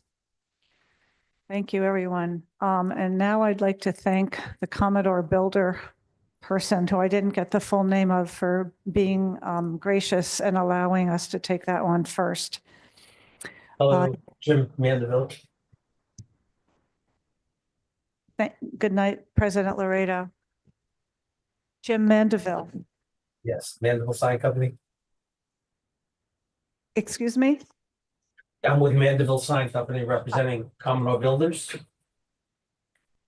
Go ahead. So we're looking to add a secondary wall sign on the Mass Pipe for Commodore Builders. It's oversized. The existing Rockport Group sign is 83.5 square feet. The proposed Commodore sign is 111.78 square feet. And I've actually I have on my screen showing both the Rockport and Commodore Builders, give you kind of an idea of proportion. If it's okay to share the screen. Yes, please. Go ahead.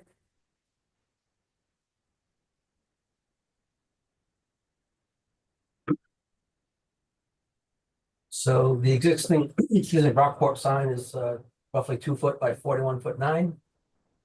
The Commodore sign is more of a stacked layout, and it's a slightly larger. There is kind of a bit of dead area here because the code requires us to draw a rectangle around the whole sign, versus being able to do like a multi-line configuration.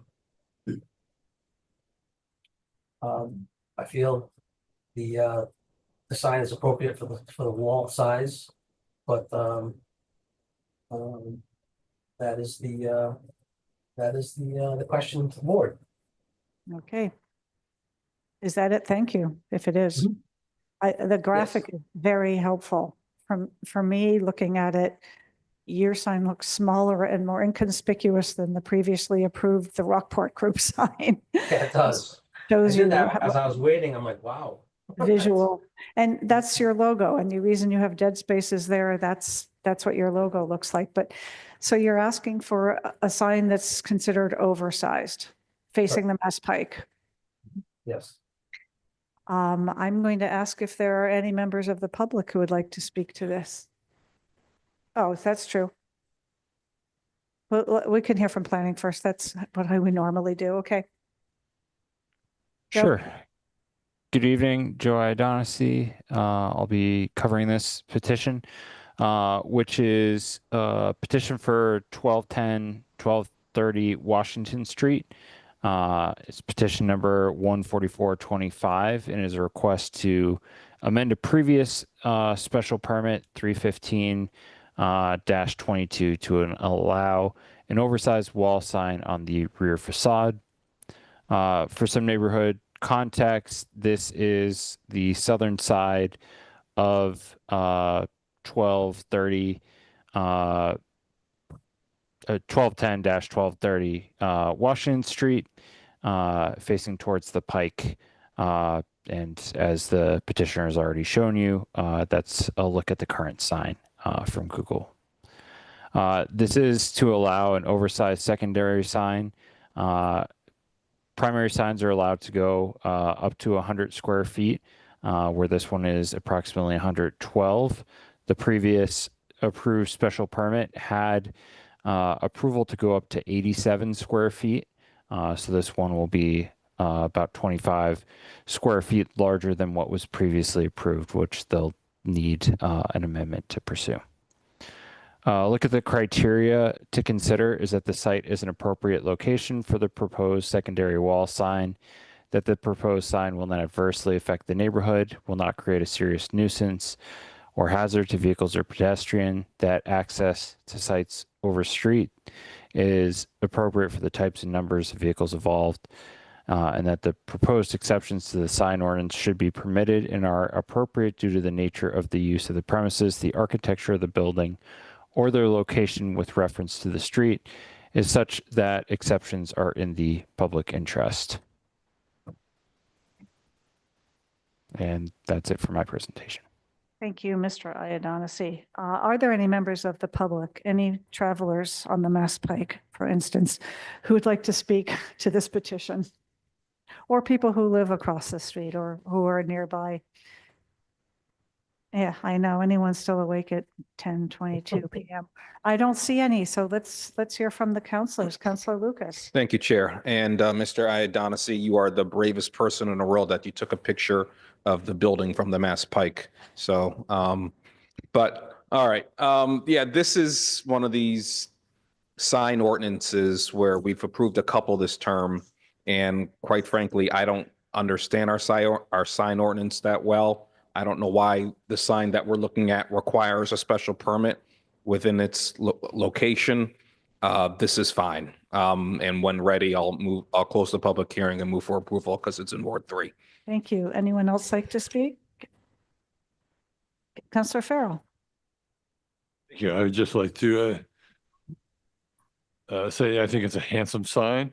I think that the additional square footage apparently that is being a challenge for this doesn't appear to the public, and it is actually just included as part of the brick wall. I think this is a very appropriate sign and a handsomely designed one. Thank you. Thank you, Counselor Farrell. Counselor Maliki. Yeah, I just wanted to give a historical note since I might be the only person here old enough to remember, but back in the 1960s, I guess it was Mayflower Furniture, they used to have in large letters that you could read from the Pike side, it would say like 29 years without a sale, and every year they would update the number because they did not have markdown type sales. And as a 10 or 12-year-old, my sister and I thought it was the funniest thing. So I think this sign is much smaller than whatever was allowed back then. Thank you, Counselor Maliki. I will remember there. I remember going there with my mother when she bought furniture there, and I remember laughing at that sign too, which was much bigger. And I just have to say, I think the sign is appropriate. In fact, it almost looks too small. In the photo he shows for how vast the building is and how fast people drive on the Mass Pike. I too think this is a totally appropriate sign, and I will absolutely be voting in favor of it.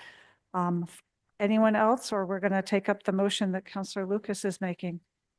Go ahead, Counselor Lucas. Move to close the public hearing, move for approval. All in favor of closing the public hearing, say aye. Aye. Is anyone opposed? No. Are there some findings and conditions with this, Mr. Iadonisi? Yes, there are.